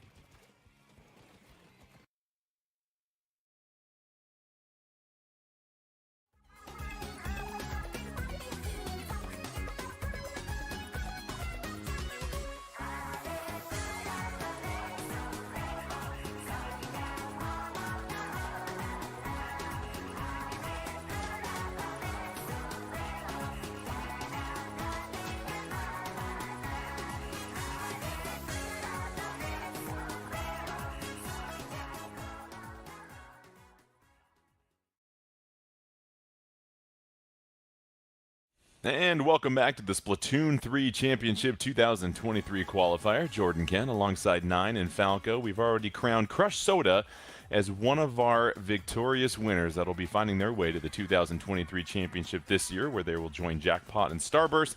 But who will be our fourth and final team? We find that out starting now. Let's go ahead and check out the bracket and see which three teams will be duking it out for that last spot. It's going to be Duck Gang versus Sonder in loser semis. And then the winner of that will take on Red Sun. And we'll find one more qualifier that will pack their bags. Let's go ahead and just remind you of the rules like we always like to do after the break, in case you have a short-term memory like myself. You see the higher seed will choose the mode, the lower seed will choose the stage. After that, winner chooses the mode, loser will choose the stage. Those are your game modes, and those are your stages. So far, one of the favorites, Nine, has been Splat Zones at Hagglefish Market. We'll see if that comes up again, but let's focus on Duck Gang here, because Crush Soda defeated them very quickly. There were a couple of disconnects in their first matchup in winter semis. We saw Duck Gang last week fight their way all the way through the loser side of the bracket, but now we have Rainmaker coming up here, and this is an interesting opening gambit here. Give us a little bit more about Duck Gang and what strengths they bring to the table, and if they have the chance to possibly fight their way all the way to the finals. Yeah, I think on paper, Duck King very strong. It's almost fortunate that those disconnects happened against Crush Soda, because now, provided that it's a clean path, you knew that you were going to have to beat at least one of these two teams. Expect a lot of the same from them with a whole lot of vengeance. Well, let's hope they unplugged the router and gave it 30 seconds and popped it right back in, because here is Duck Gang taking on Sonder. The winner, once again, will face off against Red Sun as both teams scurry to the middle. Falco, why don't you tell us a little bit more about these loadouts here at Eeltail Alley? Yeah, they're looking a little similar, but a few changes here with a Nouveau Tri-Slosher and the Viper Deco on the side. Well, one of them has one of each, so it's going to be a little different, but two players going to be going down pretty quickly on both of these teams, and Sonder seems to be in slight control, but definitely not in a position where they want to pick up the Rainmaker just yet. And exactly to that point, Nine, you notice the patience. Even though the Rainmaker's sitting right there, you don't want to touch your dinner quite yet, because you're trying to make sure you have that advantage, and so far that Tacticooler might potentially help them out with that. Yeah, both of these teams do have that Tacticooler, although the way that they will reach it is very different. One side using, as Falco noted there, the Tri-Slosher to get it. The other side is going to be cycling it with the NZAP 85 that we told you about last week. Certainly going to be more Tacticoolers coming out of this NZAP as we see it right there, but there's a lot more to the game than simply building up your Tacticooler. Henlo, who really wanted to get into this set, is charging forward right now. Some fire. Getting to that first checkpoint is Sonder, so they are the ones applying the early pressure. You see Henry with a splat, and now it's an opportunity for Duck Gang with a 4-2 advantage on the map to try and push forward. They have the Rainmaker, and they're starting to make some ground, and already, Falco, they've made up a lot of room, and they're starting to push back against Sonder. This Inkjet hopefully will help continue to blaze a trail. Yeah, that was going to be almost a delayed life, as three players were down on the side of Sonder. Typically in that situation, it's a battle of do we pick it up, do we let it reset, but you're close enough to mid that you're just going to pick it up and push your luck, and that is what got Duck Gang the lead. And Duck Gang does have the lead, but you see Henlo moving forward, has that boost coming from the Tacticooler at this moment, throws the Stamper. However, Duck Gang with the numbers advantage in 9. It feels like Duck Gang, after struggling a little bit out the gate, they're starting to kind of molt and get their feathers and start to really gain some ground here. Well, it's formulaic, right? As long as you have one person who survives when a push ends, you're always going to have an avenue to at least attack the opponent before they can get a big push started. We saw it really, and the scariest that it can look in our last set. And we're seeing it here as well. It's going to be a lot of fights in the middle as we move into the back half of this game. Henry with that tri-slosher, just trying to make up a little bit of ground, trying to approach that torpedo, doing a fine job, playing a little cat and mouse right now. 2:30 left. Both teams have cleared that first checkpoint, so keep that in mind. Actually, take that back. I don't believe Sonder has cleared their checkpoint, so that'll be huge for them. Inkjet coming out, and it is a wipeout. Here's an opportunity for Sonder as they quickly swim forward here, Falco. Yeah, now they're going to be clearing that checkpoint, but they're going to be one unit behind because they were the second team to do so. They just need to pop the Rainmaker, touch it, move it forward an inch if they want to take the lead. As we see Scrub jump back wisely as the rest of their team go down. So not quite the push to take the lead for Sonder, but a good push nonetheless. In 9, it was huge that they didn't clear the checkpoint in that opening push, because think of all the ground they could have made during that wipeout, and it got stalled because the Rainmaker shield had to pop back up. There's a game of inches, seconds, and points. And now it's Duck Gang making some big-time moves. Yeah, a lot of inches falling off right there. You saw that they started off by going and attacking the right, pivoting the Rainmaker left, and then swinging it back over to the right. That slight misdirection from Duck Gang. Very tricky how they did it, but that is what is going to push them down to 27. And now this is the part where you can actually rest a little bit on the defensive side. You know the opposing team is going to have to either get partially over your uninkable path or up your ramp. Scrub with an Inkjet ready to go. Scrub has to stay alive. Oh, that's a big-time pickup right there as they send the Inkjet back to spawn. So Duck Gang getting a big stop, and even though a couple of their members go down, they've done enough so far to slow down Sonder, as Sonder's still trying to find that opening as the Rainmaker resets here, Falco. And this is what Duck Gang needs to do. Pick up those critical splats and keep those specials at bay. Yeah, and I mean, just like we said, under a minute left, this is where Sonder's really going to have something up their sleeve. And we've kind of seen this stalemate-y type of game at the end of some of these sets so far, yeah, especially in Rainmaker. But Sonder looks like they are still trying to push it. Oh, and it's going to be the Rainmaker player who goes down. So unfortunately, that's going to be the end of their push, but they are not done letting up any of this pressure. Drift Heat is trying to chip in wherever they can. Inkjet coming down. You see the Rainmaker shield up under 30 seconds left. Duck Gang wants to claim it. Tactical is going to come out to help them as well too. You see the Stamper down below, and right now it's just a matter of Drift Heat dropping down, and down they go. So 4-2 here at this moment here, 9. Here's Sonder with the opening they're looking for. Yep, they're going to get one good chance at this as well. So important. There's nobody left to flank around or get behind them, and you have to assume that they've cleared the beacons, meaning that finally for Sonder, the threat is directly in front of them. Keep an eye out. Toast now pivoting over to this side under the protection, but nothing, folks, is going to be able to get away from that incredibly precise Inkjet shot. That was a direct, folks. No amount of chip damage necessary for it there. And Duck Gang, what a great way to win the game 1. What a shot by Duck Gang, sniping them out right in the middle of their last push of the game, potentially. And you saw it right there. They had everything set up, Falco, but sometimes great offense, just a great individual play can overcome any type of strategy. We saw that right there. That's a game-winning shot from what we saw with Duck Gang here, and that's huge for a team that just went down 3-0 to help build their confidence and momentum as they try to work their way back up here through the loser side of the bracket. Yeah, and I believe that was Zenith who was using the Inkjet there at the very end, wisely knowing that the other team's going to have an opportunity to take it. You want to build your special, and you want to get that direct and just shut them down. So a fantastic play for them. Tower control's coming up next here, 9, and what we saw was a lot of back-and-forth action, pretty evenly matched set of teams here between Duck Gang and Sonder. So for tower control, let's start with Duck Gang. What's their approach when you look at the way that they want to try and play this game?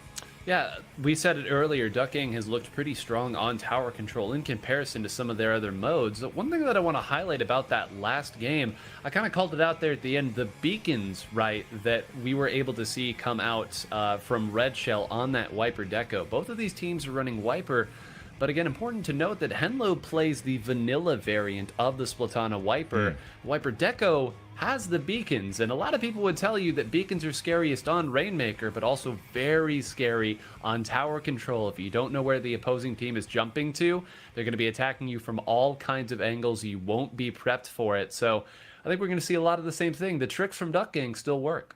All right, Hagglefish Market here, Falco. And so if you are Sonder, you got so close. You had a chance to maybe take the lead there late. It was just maybe one little misplay of not getting past the checkpoint earlier on.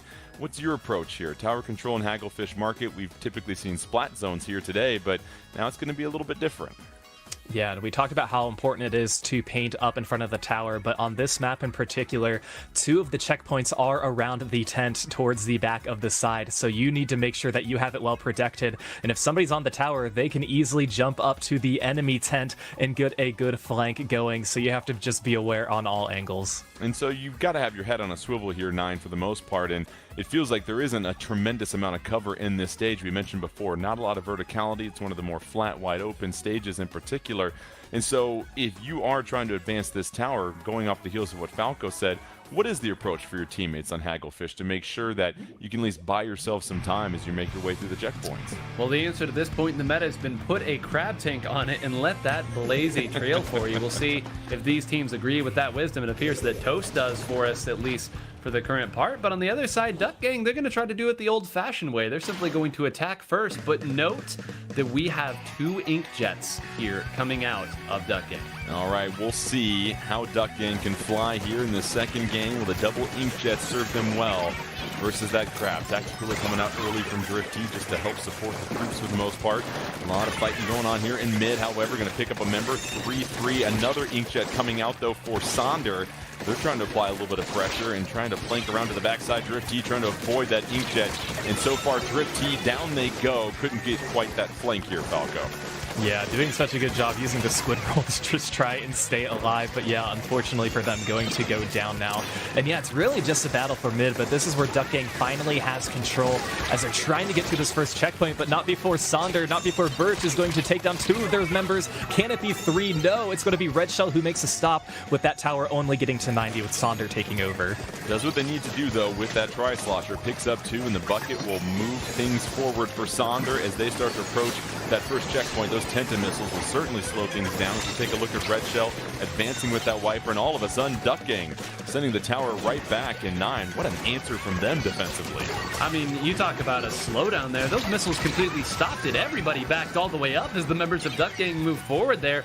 Normally, if you do that, you're banking on the opponent to run in and attack you so that you can then get a counter on their defense. And, well, it appears that in a delayed fashion, that's what Sonder was able to get out of that situation. But they're going to need a little bit more here. This checkpoint can be very difficult to get through, although they're positioned well currently. That's a really good point because there's nobody underneath that tent right now for Duck Gang, and they pass a critical first checkpoint here. Sonder does, and now they have full control of this. Inkjet coming out, a couple of members here. Here's Henlo hopping off the tower, trying to move to the backside, trying to battle. It's double Inkjets in the air. Bogey on the 6 for Zenith. However, it's going to be Duck Gang that closes things out and starts to send the tower, but not before Sonder able to score a lot of points here, Falco. Yeah, they got to that second checkpoint. Unfortunately for them, wasn't able to really push forward. But we saw Henlo push up there on the tent, which can be very dangerous if you're not paying attention. 3 players going to go down on Sonder, so this can be an opportunity for Duck Gang, with Enri leading the way, once again painting in front of the path, using some mist just to make sure that nobody's going to be dropping down here on this right side. All right, here's Duck Gang nesting up on this first checkpoint here, trying to just keep Sonder at bay, and already it feels like they just got through that pretty quickly there, 9, with all 4 members on the stage even.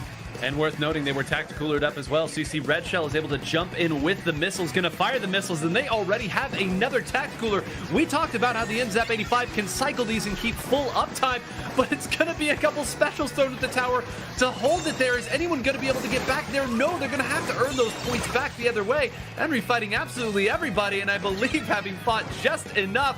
2-1, the lead will swap as Duck Gang soars through the air. The relentless respawn of Duck Gang as they continue to fly in was huge as they seized the lead here with just under 2 minutes left. And now if you're Sonder, all of a sudden you've got to shift gears and become more offensively minded. But those Tenta missiles, I say it again now, Falco, they've done a really good job of just freezing Sonder in their tracks as now Duck Gang's at the final checkpoint. You have, and the missiles aren't necessarily to get the splats, but also for displacement too. So that is really how they're going to thrive with the Duck Gang. Like we said, getting all the way to 14. I think Sonder now might have an opportunity as some of these Duck Gang members are now being pushed back, but Red Shell still showing that aggression. Toast has got a crab, picks up a key splat right there, so 4-2 while maintaining the crab is massive. One-on-one, has to make sure they pick up that one. And Toast right now, 9, a couple of key one-on-one splats. That's going to help Sonder move forward as you have that crab in the back pocket.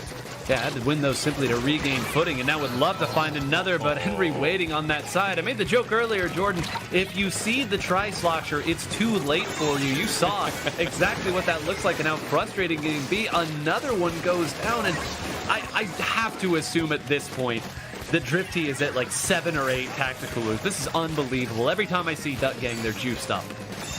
So far, Duck Gang trying to hang on to this lead with 40 seconds left. You saw Sonder make somewhat of a push, but so far it's just been too much Duck Gang.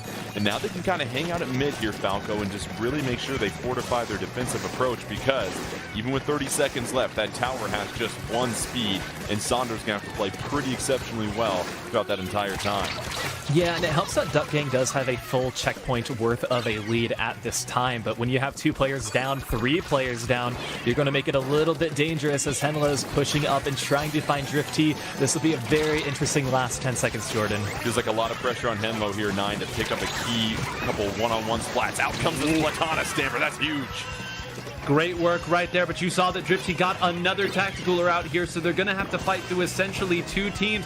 The split spawn, not a huge deal. Drifty moves forward. Henry moves forward, takes out 2. They have 2 more players. It's just Toast. Birch jumps back in. They get past the checkpoint, but that will be all they achieve. What an effort there by Sonder, but again, the tacticaler, the soda, it means that even if you let the opponent get you wiped out one time, you're going to have the opportunity to come back in and get a second crack at it, and boy, did they make that second one work. And that was impressive. The tacticooler coupled with the missiles, I felt like the displacement and the constant pressure of respawning and just being able to cover the map and have all 4 members on the map, or as many members as possible, Falco, meant that it was just relentless from Duck Gang. And you saw it right there. Even though they just continued to super jump in, it just wasn't enough. There was so much purple ink coming in down the stretch.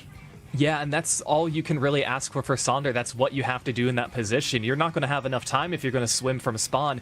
No matter where the jumps are, you have to throw all the bodies onto the tower. But Duck Gang knew that too. They expected those jumps to be coming in, and Duck Gang was well prepared for it. So that now makes it 2-0 Duck Gang, and after they fell quite a bit in that opening round against Crush Soda, and of course Crush Soda very talented, they are now starting to roar back here. And so we're going to have splat zones coming up here before 9, and we've seen Duck Gang really excel in splat zones here. We're still waiting on the particular stage that we're going to, but right now it just feels like they have that sense that you have with Crush Soda, where you've got to beat them for the entire time. It's going to take more than just one solid push. You've got to play very consistent to take down Duck Gang, and we're just not seeing that from Sonder right now at this moment. And it's so interesting how both of those teams that you mentioned there, Crush Soda and Duck Gang, go about it in different ways. Where Crush Soda is, you leave one of us up, we're going to pop a special, we're going to get everybody back in, and we're going to start the wave. How dare you let one of us escape? You're seeing a little bit of that as well with Duck Gang, where someone can stay alive and jump back into the beacon, or they've got the tacticooler, and in your head, maybe you're not familiar with playing against a tacticoolered team, they come back a little faster than you think they're going to go, or they come back with their special because you don't lose any special meter if you go down with your tacticooler. Again, thorough. You have to wipe the plate absolutely clean every time against these teams, and that's why the margin of error is so slim. Yeah, you said it well. And so Splat Zones, Umami Ruins here. And, you know, Falco, correct me if I'm wrong, I believe it's a split zone here at this moment. And that'll make things very fascinating, because you've got to make sure you are maintaining not only your zone, but then attacking. You can leave the door open. It feels like coordination is critical here. Oh, absolutely, and especially because if you're watching one side of the zone, you can't see the other zone on this particular stage. So while you're battling your own zone, you might not be knowing what your neighbor's doing, so you always have to be prepared and definitely watching out for those callouts and how you can help. It's still not over for Sonder, and this is a team that many people felt could pick up that second spot coming into this year, but right now their backs are up against the wall here. Can they reconfigure their strategy, or has Duck Gang really started to find their rhythm? And is it too much at this point? We'll see. Both teams scurrying towards the middle. We have that split zone. Duck Gang trying to get the 3-0 sweep to take on Red Sun in losers finals. 9, do we see anything differently about these loadouts? No, almost nothing different at all. And I again love the fact that Duck Gang, very aptly named, is the team that's going to stick with double inkjet.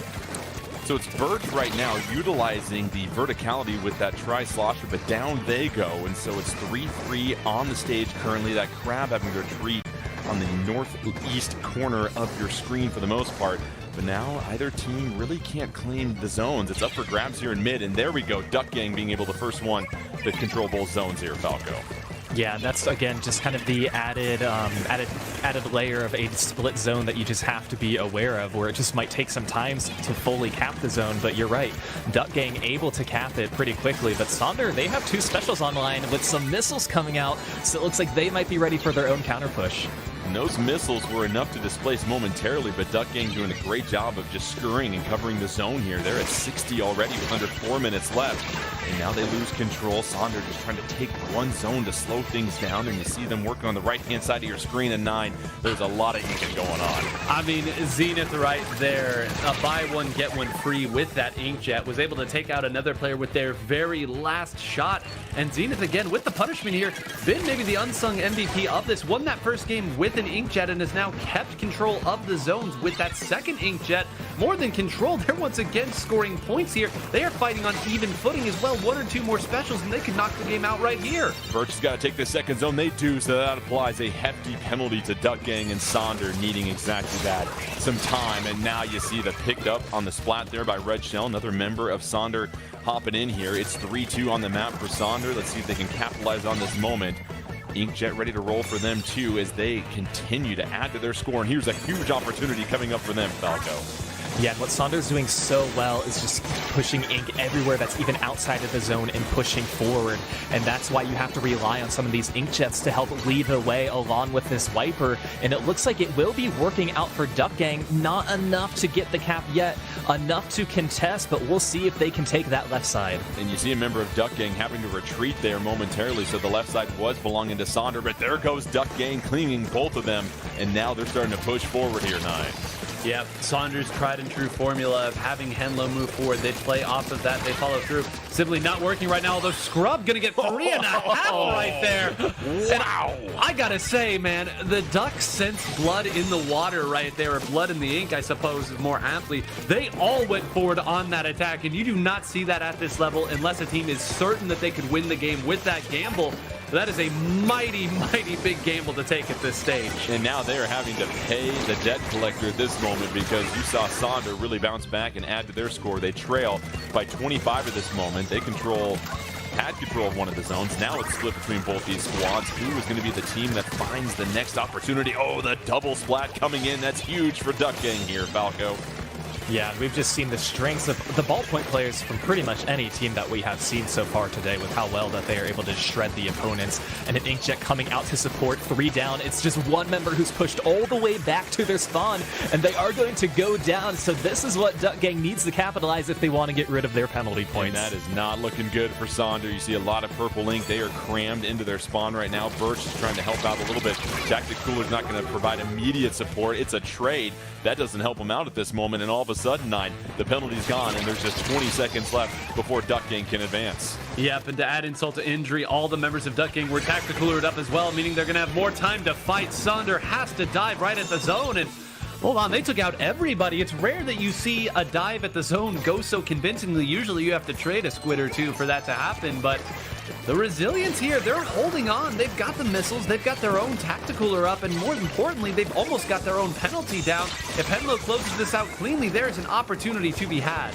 That's a huge development, Falco, because as you said, it looked like they were gone in the water. All of a sudden, the coordinated push forward. Here's Henlo picking up another splat. Can they get a third? Oh, say Henlo to my little friend as there's 30 seconds left. And now Sonder all in control. They've got the momentum. They've got the numbers and the specials here, Falco.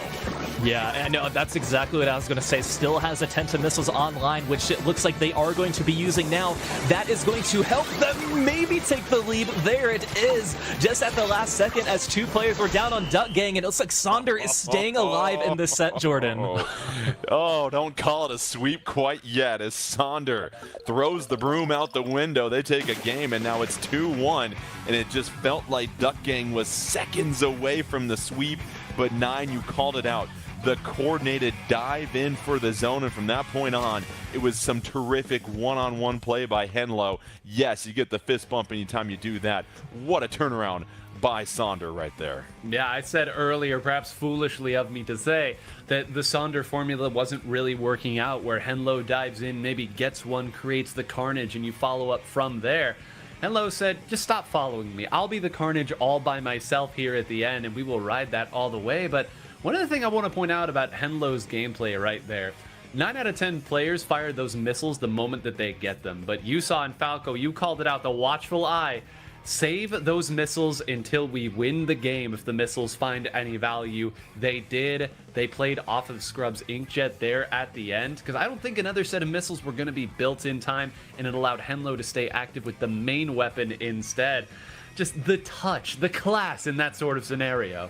It was magnificent. And Falco, it's interesting. We saw how much Duck Gang was pushing towards the end when they were just 9 seconds away from winning, but it felt like they pushed forward so far they left nobody in the backfield, and that's how it felt like Sonder was able to get behind them, quickly claim the zone. And this is a game where one mistake like that can flip things around completely, and that ended up changing the game totally as Sonder was able to steal it.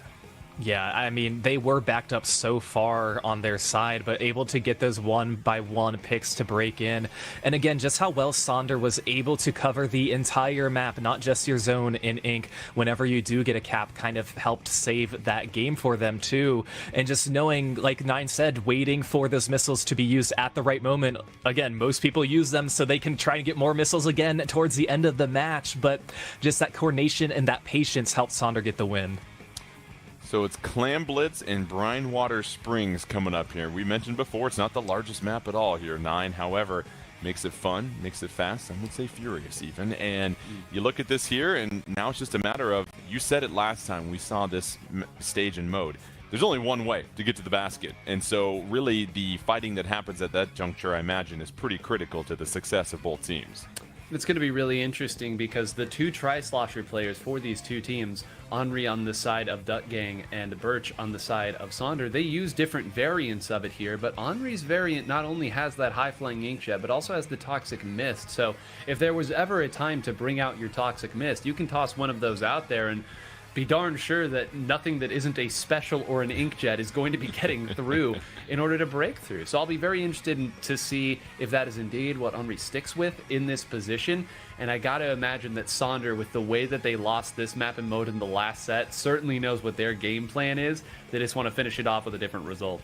And this is a huge game here, Falco, because if you are Sonder and you pick up this win and force a Game 5, you now can choose any mode you want to for Game 5. You can pick your strength. And so if Sonder can get this one, they're going to take the momentum. If they force a Game 5 Duck Gang, well, they want nothing to do with that at all, as both teams begin the mad sprint to the middle, as always, as they collect their clams. And looking at these loadouts here, Falco, anything worth of note? Yeah, we're going to have missiles on both sides with the Wiper Decos coming out. And we see Enlo already getting some quick ones, and some might be online pretty soon for Duck Gang as well. But take a look at the claims, too, already gathered by Duck Gang, getting 12 in just about 20 seconds in. And now that Inkjet coming out, it looks like Duck Gang is ready to make a push. Just 30 seconds in already, Duck Gang, they have 8 clams, but you saw one of them go down here, so all of a sudden that evens things out on the stage here just a little bit, but the power clam gets passed forward a little bit. They're trying to share the ball here, and the rock goes into the basket at this point, and so the opening strike by Duck Gang, however, 9, they're not going to be able to really follow that up with much. Here comes that Inkjet trying to push forward. Oh, but through the back door, they do. They score a couple here, 9. Yeah, but more importantly, they have the threat still up. Look at the positioning of Zenith there. You are not going to be able to walk forward into that ballpoint Splatling. Meanwhile, all the other members are simply sitting where they need to. We talked about the Toxic Mist for a defensive special. It's being used on offense right now. The threat is not yet gone. Zenith cycled a second Inkjet. Partway through, they're going to be able to jump to that if they so choose. Drifty not even needing to jump. Jordan, what is going on? You see Toast on the right trying to make through. The crab comes out, but it can't do anything. It is a seafood free-for-all at this point as Duck Gang trying to get the KO on the opening push. They've got 3 more clams. It won't be enough. They're trying to get there in a hurry. I don't think they can get there. Finally shut off by Sonder, but my goodness, you talk about an opening push there, Falco. It almost doesn't get any better than that. No, and that basket was open for, I don't know, 40, 45, 50 seconds at that moment. And I can tell you from Sonder's point of view, that is going to be the longest 50 seconds that they will have in this entire game. But like Nine said, getting those double inkjets coming out and using the toxic miss as an offensive weapon, that just shows the next level of skill. 46-point penalty, though, so it's going to take a lot of points here for Duck Gang just to chop into that. So that's going to buy some time for Sonder. However, you see it right there, 8 for 100. Tacticooler comes out, and already Duck Gang trying to scurry about. Inkjet coming out for Enry, but down goes Enry, and now it's 3-2, and an opportunity for Sonder here, 9. Yeah, they're going to need to get the most of it. Not taking out Zenith there could be a big fight. Remember, Zenith, the player on that ballpoint, Splatling, who really broke open that push and gave it the long-term viability that you would like to see. Now, instead, they're probably going to have to build a couple specials of their own to get through. That is their own ballpoint that was gone mid-inkjet, so you're going to see a lot of what you see right now, which is them shuffling about, having to retreat back. Did not go the way they wanted to from the get-go. Toast retreating with that power clam. Just over 2 minutes left here. Saunders yet to been able to break the basket once.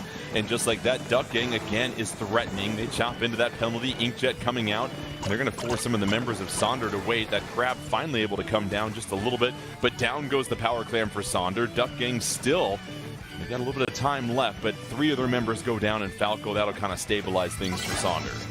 Yeah, we'll stabilize and maybe give them a little bit more momentum too, as it looks like Henlo is trying to chase down one of the remaining members of Duck Gang. And Sonder needs to talk about a pick for the end zap, but Sonder needs to take advantage of this opportunity.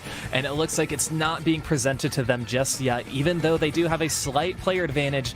Getting your footing together and coordinating your specials is really how you want to push towards a basket. Well, 9, you see it right there in the situation for Sonder. It's like, yay, trades aren't going to help them right now. And so now they just need to find a way to get the advantage and pick up some of these one-on-ones, and it's just Duck Gang right there seeking them out. Here's an opportunity. They haven't been this close yet here, 9.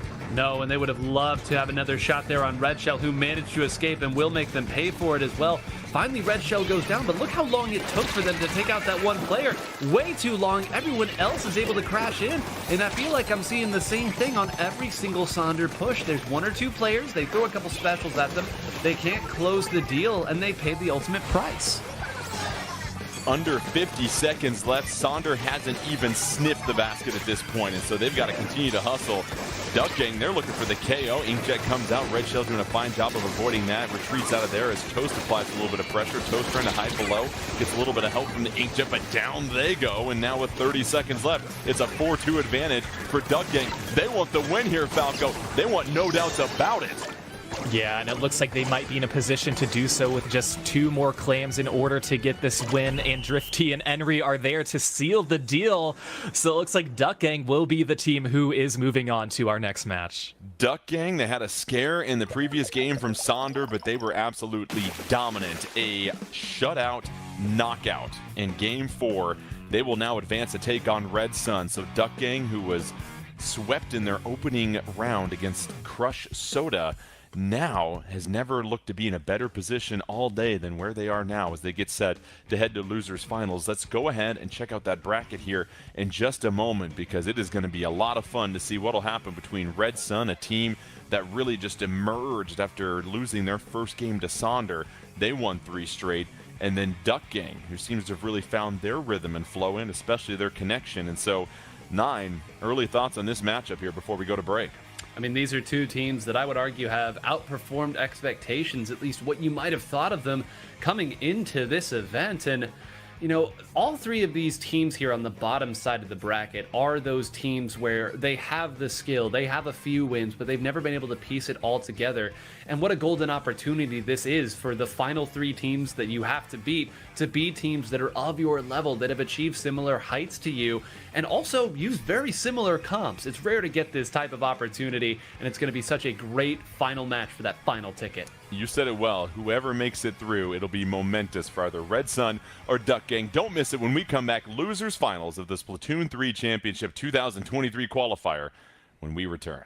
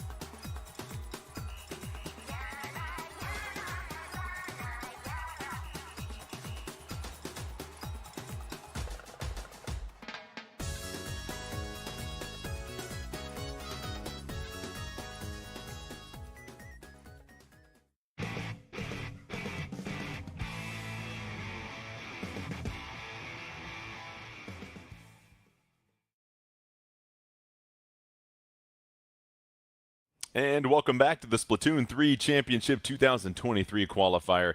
Jordan, Kent, 9, and Falco holding it down for you as we get set for our final set of the day. Let's go ahead and check out the bracket and see all the action that has taken place. On the top half, it was Crush Soda putting together one of the most dominant runs we've seen. 27-0 in all of their games in this entire qualifying weekend to claim the 3rd spot in our championship to join Jackpot and Starburst. The 4th spot, though, this is going to be a lot of fun because you've got 2 teams in Red Sun and Duck Gang that we'll get to here in just a second about how momentous this will be. But 9, let's start with you. If you look at Red Sun, you said it before, one of the biggest underdog stories that we've seen in a long time in competitive Splatoon. Yeah, we set the stage earlier for you and noted that the 3 qualifying teams for the championship thus far are more or less 3 of the same teams that were at the last event. And it really pieces together that not a lot of teams take the next step. There aren't a lot of teams in the conversation of top-level Splatoon, and it's a very, very difficult step to take, a long step to take. Red Sun was getting to that level at the end of Splatoon 2. They didn't have the big win yet, but they were a team where you could see they were trending upward. They fell back down. They hit a roadblock somewhere in Splatoon 3. But with the stride that they have been on today, nobody had Red Sun here in this position on their bingo sheet except for maybe the members of Red Sun. This would be maybe the most impressive showing for a team that I've ever seen in Splatoon history. And Falco, it's fascinating. Both these teams have dreamt to be at this moment on the doorstep of qualifying for a championship and everything that comes with going to one of those in-person events. And for Duck Gang, they were in this qualifier last week. They played against some of the top-level teams. Their comfort level coming in as we get set for our opening round, it'll be Rainmaker on Eeltail Alley. The comfort level, if you are Duck Gang, as far as the stakes are so high, it means so much. Mentally, you've got to lock in and not think about that next step. How do you think that's going to help them in this situation? Yeah, you know, I'm not really sure if they're reflecting on what they have done in the past week, because this week is in the moment for what they need to do moving forward. But of course, they faced some very tough opponents last week. You know, we talk about the teams that were in that bracket, Starburst, Jackpot, both of them moving on. And with a team just like Duck Gang, I mean, they are ready to take on what are the underdogs of Red Sun. All right, so you look at Red Sun and their makeup. Let's start with this first matchup here. Rainmaker, Eeltail Alley. We've seen this a handful of times here today, 9. If you're Red Sun, how are you approaching it this time around? Well, this was the map and mode where you looked the shakiest in your last set. We, of course, noted that they came roaring back with kind of a reverse sweep, almost winning 3 consecutive games against Sonder. This was the one where we were a little confused here. So on their side, if they open the game patient this time again, I think we can say, well, this is the game plan. They are going to live with it for as long as they can. They're going to wait for the opportunity to show themselves. But as we've noted, Duck Gang, very, very, very tricky. Not going to have a lot of straightforward push attempts against the team this crafty. And that's what's really stood out about Duck Gang here, Falco, is the fact that they played a lot more consistent in their last set against Sonder. It felt like Sonder really had to just continue to fight the entire time, and that Duck Gang was always applying that pressure except for one game that they dropped. So here we go. Our final spot, Duck Gang versus Red Sun. Eeltail Alley Rainmakers, they both make their way to the middle of the map where you see that Rainmaker. Let's go ahead and talk about these loadouts here, Falco. Yeah, of course, we see the Wiper Gecko on both sides with the beacons and the Tenta missiles. Not much has changed for really either of these teams. Red Sun and Duck Gang once again bringing out the Tacticoolers, giving them a little bit of extra strength. Let's look at Red Shell right now, just trying to build up that special for the missiles, of course, and that displacement's going to be so huge along with the Tacticooler. They're able to get all 4 members of Duck Gang in their sights, but here we go. Red Sun able to stay alive at this point. Here's Beam getting the nice pickup right there, 9. Yeah, great movement, but look at this now. Drifty is attacked. It's so funny when you have teams that are so similar, how they open the game. The sloshing machine nerfs there, making it very difficult in that 1v1. The members of Red Sun spawn just in time thanks to their own Tacticooler to move through. They would love to hold this first checkpoint, and for the time being, they've done just that. Well, they fall just short, unfortunately, of that checkpoint. You see the Rainmaker spawning right at the base of it, and that was a huge issue last time for one of these teams on Eeltail Alley. It was the difference as far as gobbling up a little bit of time during a wipeout. So far, here's Krim. Sounds like they're going to just let that Rainmaker reset as they push forward. Krim trying to chase a member of Duck Gang down, but down they go themselves. That's excellent cover right there by Duck Gang. Oh, yeah, and it looks like the Rainmaker's just going to get dunked just in time before it is going to reset too. So Red Sun, they were hoping they'd have an opportunity for it to go back to mid, but Duck Gang continuing this push and getting all the way to 21. Some critical missiles coming out to displace them. That allows them to push the score to 21 with just under 3:30 left. Here's Nico trying to bust open that Rainmaker shield, has some missiles ready to go themselves, and now here's the opportunity. If you're Red Sun here, 9, you've got a couple of specials, the Tacticooler out. You got to make sure you pick up some of those key splats and not have that happen.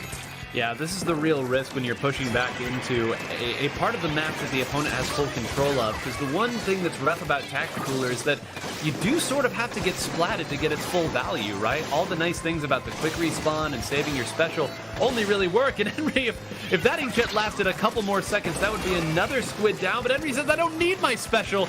Let's just run through and keep the pressure up. There is no footing to be found for Red Sun. Henry with the inkjet and that tri-slosher just creating havoc at this point as Duck Gang has the Rainmaker, and they're moving forward with numbers 4-3. Rainmaker coming in. You see that huge explosion at the base of their spawn, trying to open things up, but finally you see Red Sun picking up a couple of splats to slow that down. Let's check out Zenith here on the left-hand side of the stage, and right now just providing some excellent anchor support here, Falco. Yeah, they really are not letting go any of mid just because Red Sun is seemingly having a hard time breaking out. We do see the Inkjet 1v1 going on as the Rainmaker is going to reset there. Ooh, and then Zenith is going to be going down by that Inkjet too. So Red Sun coming out on top, it looks like, in this little skirmish, and this might open the door for them. A huge plays right here by Krim, as you saw, 9. The Inkjet pickup and then landing and picking up another splat. Those are the things you're looking for to turn things around as the team is juiced up and now trying to move forward, and they have numbers. I like how decisively they attacked the red shell right there. Need desperately to close out on Henry. If it takes too long, you know the follow-up is coming here. It's just going to be this Inkjet up, and it's going to be probably a rough landing, but that might have given the rest of the members of Duck Gang enough time to get back in defensive positions. They're going to need a lot of points. They have adequate time to do it. That's the first checkpoint down, a huge milestone. You mentioned it, through the first checkpoint, they still have enough time to work with here. Maybe a couple of pushes left as we see Red Shell kind of retreat, set up that beacon right there in an inconspicuous spot. Here come the Tenta missiles once again, and this is an opportunity for Duck Gang to try and push back a little bit here, Falco. Yeah, it looks like it is, but Red Sun once again not giving up on this push, even though 2 of their players are going to go down and Beam is going to be jumping out. With just about 1 minute left, they're going to give Duck Gang an opportunity to push it back towards mid, but Red Sun, since they got past their checkpoint, they have a better opening if they want to try and take the lead, but they really got to break into mid first. Yeah, 45 seconds left, and Red Sun just trying to establish mid here, but you see the Inkjet coming out, applying so much pressure. Rainmaker in possession for Duck Gang at this moment as they are trying to go down the right-hand side of the map that they're facing. Dual Inkjets at this point here. Let's see if Red Sun can push through. And 9, they're all crowded up here on the left-hand side, and Duck Gang doing a fine job of just sitting back, playing some defense. Well, look at that. Lobbing shots from mid, finally deciding to move forward a little bit there. Maybe a little too cheeky back there on the side. 15 seconds. You can see that Duck Gang is happy to sit right back there. Look where Red Shell and Zenith have gone onto the right side, trying to meet the threat of Nico. And Henry waiting to close this out with one vicious Inkjet shot. Watch him fly, and let's see if it ends here. 3-3. Red Sun has to make this count. They have to be flawless, and they aren't as they get struck down, and that is Duck Gang taking the first game, and you saw it. They were living on their own 40-yard line, Falco, and just building up that wall of yellow ink. And Red Sun was unable to burst through. And so credit Duck Gang for the early aggression and then the second half defense. Yeah, and once again, it was that Inkjet at the very end that sealed the deal, along with that fist bump in order to take away the first game of this final set. So yeah, a wonderful, wonderful play by both teams, but it's just so hard when you have a map kind of like Eeltail to really make a good push, not have many flanking opportunities. Yeah, it'll be interesting as the stages start to open up here when you look at some of the options. Of course, Red Sun will get the opportunity to choose the next stage here, but so far for Duck Gang, you pick up that first win and you look pretty convincing while you're doing it, 9, and it seems like, as you said before, that Tacticooler which Red Sun relies on and plays so frequently, you mentioned it, you really only get those benefits if you're getting splatted, and you really don't have a lot of east and west territory to utilize that swim speed up as well, so kind of puts a cap on the impact it has there. Well, the phrase that you used earlier, I'm going to steal here.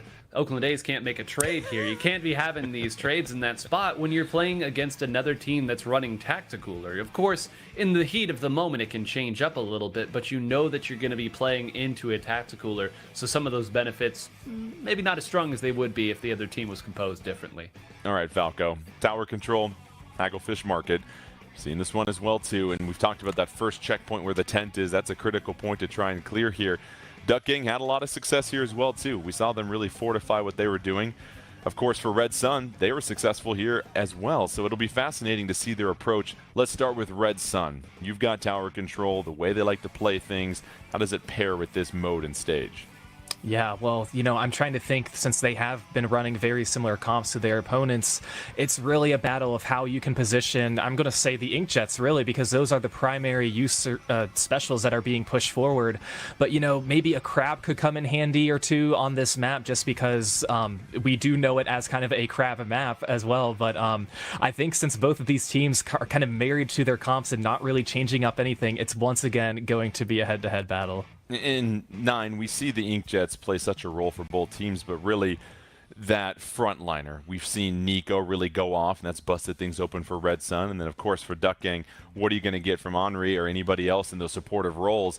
How important is that frontline play for both teams as you look at tower control and how much they want to rely on these Inkjets? Well, every time we see here, we seem to have that second checkpoint fall without anybody really around it. The battle taking place well ahead. So we talk about how much the frontliners matter in this. They're everything. Get ahead of the tower and do your team a solid.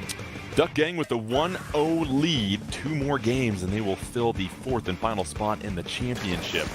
Red Sun, they're trying to bounce back. Don't forget, this is a team that took 3 straight games from Sonder after dropping the opening one. Here's Henri right now with that tri-slosher, just trying to pick up a couple of splats, feeling a little bit of pressure, but so far trying to just move out of the way because you're feeling all sorts of ink coming down, and you've done a nice job of your Duck Gang of controlling mid here and taking care of business as you move forward.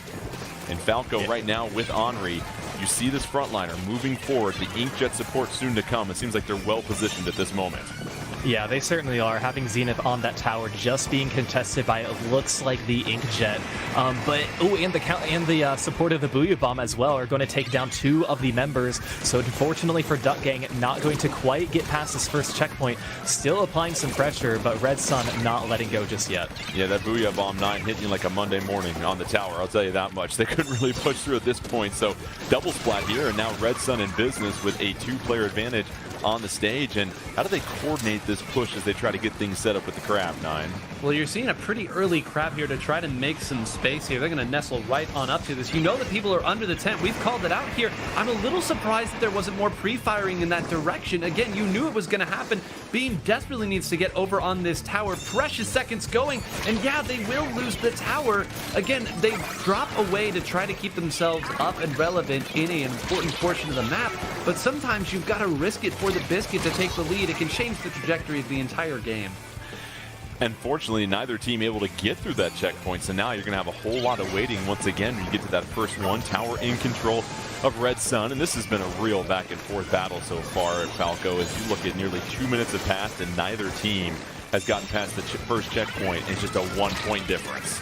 Yeah, and I mean, Duck Gang is definitely benefiting from this because, like Nine said, sometimes you just have to go and push your players towards the objective, even if it's going to be a risky move, and that's why Duck Gang still has the lead right now, because Red Sun weren't able to do that. But Red Sun applying some more pressure right now. Once again, looks like they have a Booyah Bomb at the ready. They were just using their Inkjet as well, but Duck Gang still getting on the tower. And look at this. Is this going to be a triple? No, they are going to go down, but a very, very good effort from Duck Gang. Yeah, Nico picks up 2. Now it's time for Beam to shine, and let's see if Beam can try and move forward, feeling a lot of pressure from every angle. Beam able to pick it up, and then all of a sudden, Henri in that Inkjet, double Inkjets coming out. If that doesn't open things up, I don't know what will, 9, as they're trying to mow through the first checkpoint. Yep, and worst of all, those are going to jump right back to where they took off from, which is right next to the tower, so they're going to be able to fire at all the defensive sides. A checkpoint gone, and they're looking for a whole lot more. Thankfully, I believe it was Nico on the other side of the map was at least able to fire and take the eyes away, so that's one way to get yourself a defense attack where the opponent is not looking. They desperately need to close out one of these players. You saw how much of a menace Red Shell could be single-handedly in that last portion. As long as Red red shell is up, you know you're going to have to fight through a pest. Now here's Red Sun's turn to try and advance the tower here. Once Red Sun is moving forward, you see that right now they have a numbers advantage as well too, and Falco, this is critical. Here comes the heat from underneath the tent. Can they stay on the tower and use some of that cover? They're still trying to get through that first checkpoint. Nobody's there though, so unfortunately they again hit a roadblock, Falco. Yeah, they did, but look at this. 3 were now going to go down on Duck Gang, and this could be an opportunity for Red Sun, as we do see a 2v2 opportunity. Nobody under this right tent here for Duck Gang, so it looks like Red Sun, they will be getting past this checkpoint, and it looks like they will be putting themselves in a position to take the lead. Red Sun takes the lead. Booyah Bomb ready to go. Right at the top of the ramp. They pick up another one as Red Shell goes down. That's a critical splat. Under a minute left, and it's Red Sun with the lead. Duck Gang now has to coordinate a push. Tacticooler ready to go for Drifty. Marching forward, taking mid. But you know 9, Duck Gang is going to run into Red Sun, and who's going to try and build that wall and make one last defensive stand. I almost think I'd rather be the attacker here, Jordan. This is so scary and so sketchy. They managed to take down the main frontliner, but the tower is now in a position of danger, because look at this. You know those inkjets are coming through. Red Shell running up ahead. Nobody under the tent. Are they going to lose this without it being contested? They're marching so quickly. Here is Duck Gang. They're at that checkpoint, and they snatch the lead with 20 seconds left. Duck Gang, this would be a huge second game victory to go up 2-0. And now all the pressure's on Red Sun. They've got all their members on the map. 1 player advantage, 10 seconds left. They've got to get on the tower. They are moving forward, but they have to be perfect as they get set to prepare to head into overtime. A couple of members throwing fizzy bombs up ahead. You see well-positioned spots for Duck Gang. No checkpoint in the way. Splatana Stamper coming out, Inkjet and Booyah Bomb. 3 specials, 1 goes down in midair. 2 members go down, and that'll do it. Duck Gang doing enough to hold the defense at the end, but Falco, it was the way that they were able to go in with those Inkjets and snatch the lead with under 30 seconds left. Exactly, and 9 pointed this out, that nobody was contesting the tower when it was in front of the tent on the right side. So again, easily getting past that checkpoint, and the choke points didn't really start until they finally got past into the later checkpoint. But yeah, such a fantastic win there for Duck Gang, but man, they definitely came from behind. Exciting stuff right there, but that was a huge victory, 9. Instead of it being 1-1, it's now 2-0, which means Red Sun, you've got to beat Duck Gang 3 games in a row. As we get set for Splat Zones here now, we've seen both these teams really rise to the occasion, but don't forget it was Duck Gang last time, Splat Zones, Umami Ruins, that had victory with 9 seconds away here, 9, but pushed a little too far forward. So we'll see if they can play a little bit more discipline this time around. Yeah, you'd hope that they've learned the lesson, or at least figured out a slightly different strategy, or maybe they believe they had the right strategy and simply didn't execute it. It's always the question here, but my oh my, they really brought it close there at the end. I think that if that wasn't an Inkjet that could land from up on top, I'm not sure they were going to be able to get to it. And I believe I heard we're heading to Museum d'Alfonsino for Splat Zones. We saw how strong Red Sun was on this in one of their earlier sets, Jordan. Yeah, it's a really good point, and Falco, of course, the spinners play a huge role in being able to establish positioning on that middle spinner, getting into the enemy territory and applying pressure as they come out of their spawn. And this will be a fascinating one because it's that one zone down low, and it forces 2 levels of play, I imagine, that teams really have to be on the lookout for, north and south. Yeah, and especially some of these tri-sloshers that some of these teams have been using, I think that's really going to come in handy when you do have that height advantage. And I mean, I'd imagine we're going to see just as many Inkjets as we have seen before, so it would truly be a battle. And look, we know that Red Sun needs to win this if they want to stay alive in the set. So they're trying to stay alive. Up for grabs for Duck Gang, no big deal. You get a sweep, you get the 4th spot in the championships for this year, where you will be joining some of the most elite teams in North America, teams that they have gone tentacle to tentacle with. So we'll see how it goes here, 9. If you're Duck Gang, what's the conversation like amongst yourselves? You know that they're communicating as they get set. What do you have to make sure you do to close this thing out and not give any momentum to Red Sun here? Well, the nice thing is you probably aren't going to be talking too much about your comp. You've taken the same train into town for each of these. Surprise, surprise, it's going to be the same here. I think you just have a little chat, have a little laugh, and keep playing your favorite game. Duck Gang, they are trying to quack their way into the championship. Can they do it? They have risen from the ashes like a phoenix. Can they close things out, or will Red Sun apply a little bit of pressure and extend their tournament lives here at this moment. Let's check out Nico with that 52 gal working to the left, disposing of that beacon, throwing up another wall here, trying to go 1v1 versus a tacticoolered up Tri-Slosher. No luck there. And how about this? The early lead for Duck Gang already here, Falco. Yeah, they really want to try and capitalize on this, as it looks like they were able to hold on to it for quite some time. Yeah, but yes, you're right. We do see a different weapon coming out from the side of Red Sun. We are going to see the Gal and with the Killer Whale, but 2 players are now going to go down. But Duck Gang able to hold on to the zone and maybe keep this push going. And already they are getting the trades that they need to at this point here. 9 are picking up those 1v1s. It's 3-3 on the stage. However, you look at where Duck Gang is positioned well. It's going to take Red Sun a coordinated effort with these specials to try and get control of this zone. Yeah, and the frustrating thing about this comp is you threw away your missiles here. Nico not going to be on those missiles means that that's one very important displacement special you don't have. You can use the old-fashioned tactic of we'll simply get rid of everybody on the zone. That's pretty good displacement as well, I suppose. But again, what is their defense going to be when the members of Duck Gang come back out? Right now, I'm not seeing any great answers yet. As you said it right there, Duck Gang swiftly taking control of the zone again. They got a little bit of a penalty, but Krim picks one up here with that Inkjet, looking for a second one, and well deployed and does what it needs to, as only one member of Duck Gang is left in the pond. And at this point, if you're Red Sun, you have to quickly get that zone here, Falco. Yeah, especially when you haven't really had this opportunity before. You were able to cap it for just a moment, but we saw how quickly Duck Gang were able to make use of whenever they cap and push up as well. So yes, Red Sun still on the upward climb here if they want to hop back in. So Duck Gang now just 23 seconds away from advancing to the championship. Can Red Sun apply some pressure and take that zone back? Here comes a Booyah Bomb, and they took down 2 members, so control is now lost, and Duck Gang loses it as Red Sun picks it up, and that's a 51-second penalty. Time certainly the best friend for Red Sun at this moment, 9. Yep, and they would, again, love to get a player up here. They have Beam in the right spot. Beam actually gives away the position a little bit early there, is going to go ahead and fight Zenith. That is not a match you're going to win in terms of range.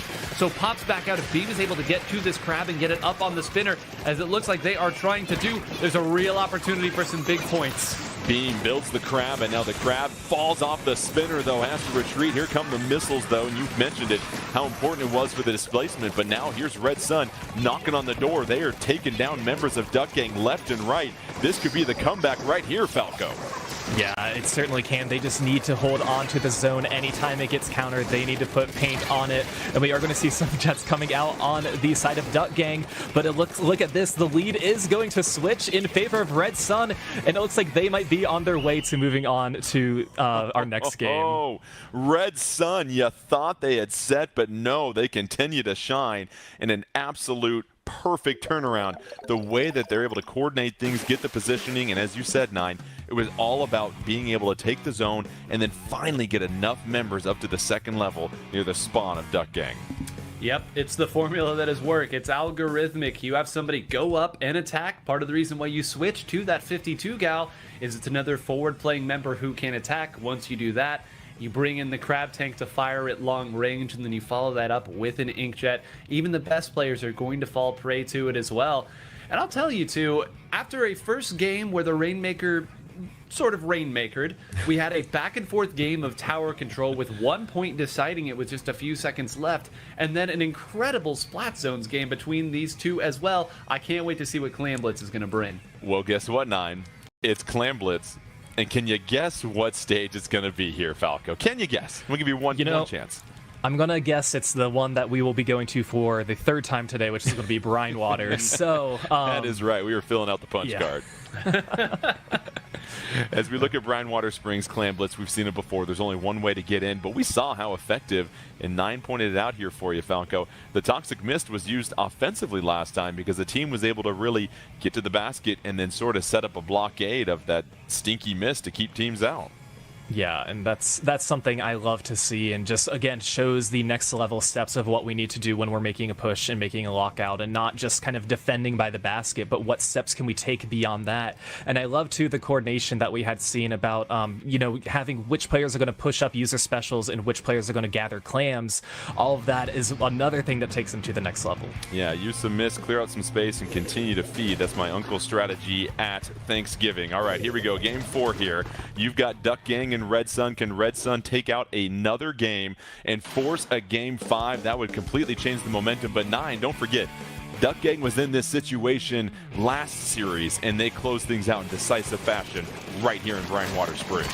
Yep, you can see exactly why they came back here. I want to point out Nico once again is going over to the 52 gal, so Nico's saying being a distraction is nice. Being able to fight and take out the opponent in front of me might be even better. So far, it is in control Red Sun who's got momentum here, and thank goodness for this Tacticooler slowing things down a little bit. The pace of play has shifted. Certainly has. The Tenta missiles will displace Red Sun just a little bit. That allows Red Shell to move forward, throwing up a little bit of blockade with that miss, trying to back up Tri-Slosher with a little bit of support from behind. Red Shell trying to flank here to the left. Down goes one of their members. Now they are outnumbered in enemy territory. Red Sun a 2v1 versus Red Shell, trying to fight them. And let's see if they can get any key picks. Inkjet coming in for support, just trying to find a little bit of space here. Falco, and they sneak through and get the completion. Yeah, barely being able to sneak through, but I love the patience there from Duck Gang of knowing when to attack, and that's what's going to follow up a few clams, getting all the way down to 62 at this moment, with only having 2 of their players alive, but 2 on the side of Red Sun as well. Not really an opportunity for them to follow up from here, but it looks like they're going to be ending at 62, so they can't be too disappointed with that push. And 9, I heard the gasp. What did you see during that whole transaction? Well, I just thought that Henry was about to completely rip that game open, was almost able to get 3 players there. That certainly would have given them time to keep the basket open, but Red Sun's resilience is unbelievable. They almost always give up the first push to the opposing team, but it's never a game-winning push. They give themselves more and more opportunities, and now with 2 down and a little momentum going here, if they can get the right special with a power clam, suddenly we're looking at a different ball game. Here's Nico pinned down on the grates, can't swim out of the way. Killer Whale comes out just in time to provide a little bit of support, but oh, you see the Tri-Slosher raining down over the barrier. That's what it does to you, Falco, as Duck Gang picks up a couple of key splats and doesn't allow Red Sun to get any points on the board. Yeah, and now they can be in a position where they hopefully wanted to be in during this entire game, which is, you know, kind of get a little bit of a lead, control mid, just wait for Red Sun to come to them so Duck Gang can play the defensive game. But with 2 of their players, 3 of their players going down now, it looks like Red Sun might have an opportunity with that Booyah Bomb, but no, they are still being shut down by members of Duck Gang. Let's see if Red Sun can get a score, but you see all the pressure that's coming down and having to fight through that miss there, 9. You mentioned it's such a powerful defensive tool, especially on this stage. Well, and I want to point out this whole defense was only opened up because Zenith was willing to trade with the power clam carrier. That completely changed the dynamic of this attack because then 2 members had to go back to reclaim that power clam. It let them get the toxic mist out. It's the little stuff, Jordan. Those little details are what could lead Duck Gang to the championships here. They're ahead at this moment, just 2 minutes left, but it's not a safe lead. All it takes is 2 power clams from Red Sun, and they'll be right back in the driver's seat with the lead, trying to force a Game 5. Both these teams, they are plucky fan favorites trying to accomplish something they've been dreaming of, trying to get to the championships. Basket's open, though. Here's a huge opportunity, but it looks like Red Sun has done an excellent job of sending it right back in Duck Gang's direction here, Falco. Yeah, I like what Henry was trying to do, which was give up their power claims so they could push with the Inkjet, but unfortunately for them, members of Red Sun were quick to spot that, which allowed them to not make that push, as we see Beam go for a little bit of a swim here and is going to have to respawn, but now Duck Gang capitalizing on that with getting a delayed wipe and another push. And 9, that was huge by Nico to go toe-to-toe with the crab and send it sinking with the fishes, and now you see how Duck Gang's trying to capitalize on that victory right there. Yeah, Red Shell, one of the very best with these weapons. And here we go. This is another score. And I said they haven't opened the door in a big way. This could be the big way. Now they've got the setup. This is the setup and the formula that puts Sonder out of the event. Zenith wins the 1v1 in the ballpoint. Can they swim another one over in time? No, saved by the bell. We enter the final minute of the game.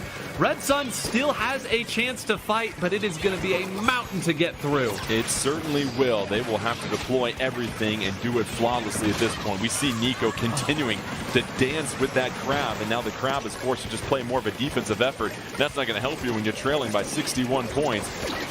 Red Sun going to have to move forward, but down goes a member for them. Now it's 3-2 advantage Red Sun, but under 30 seconds left here, Falco. They are not playing enough offense at the moment.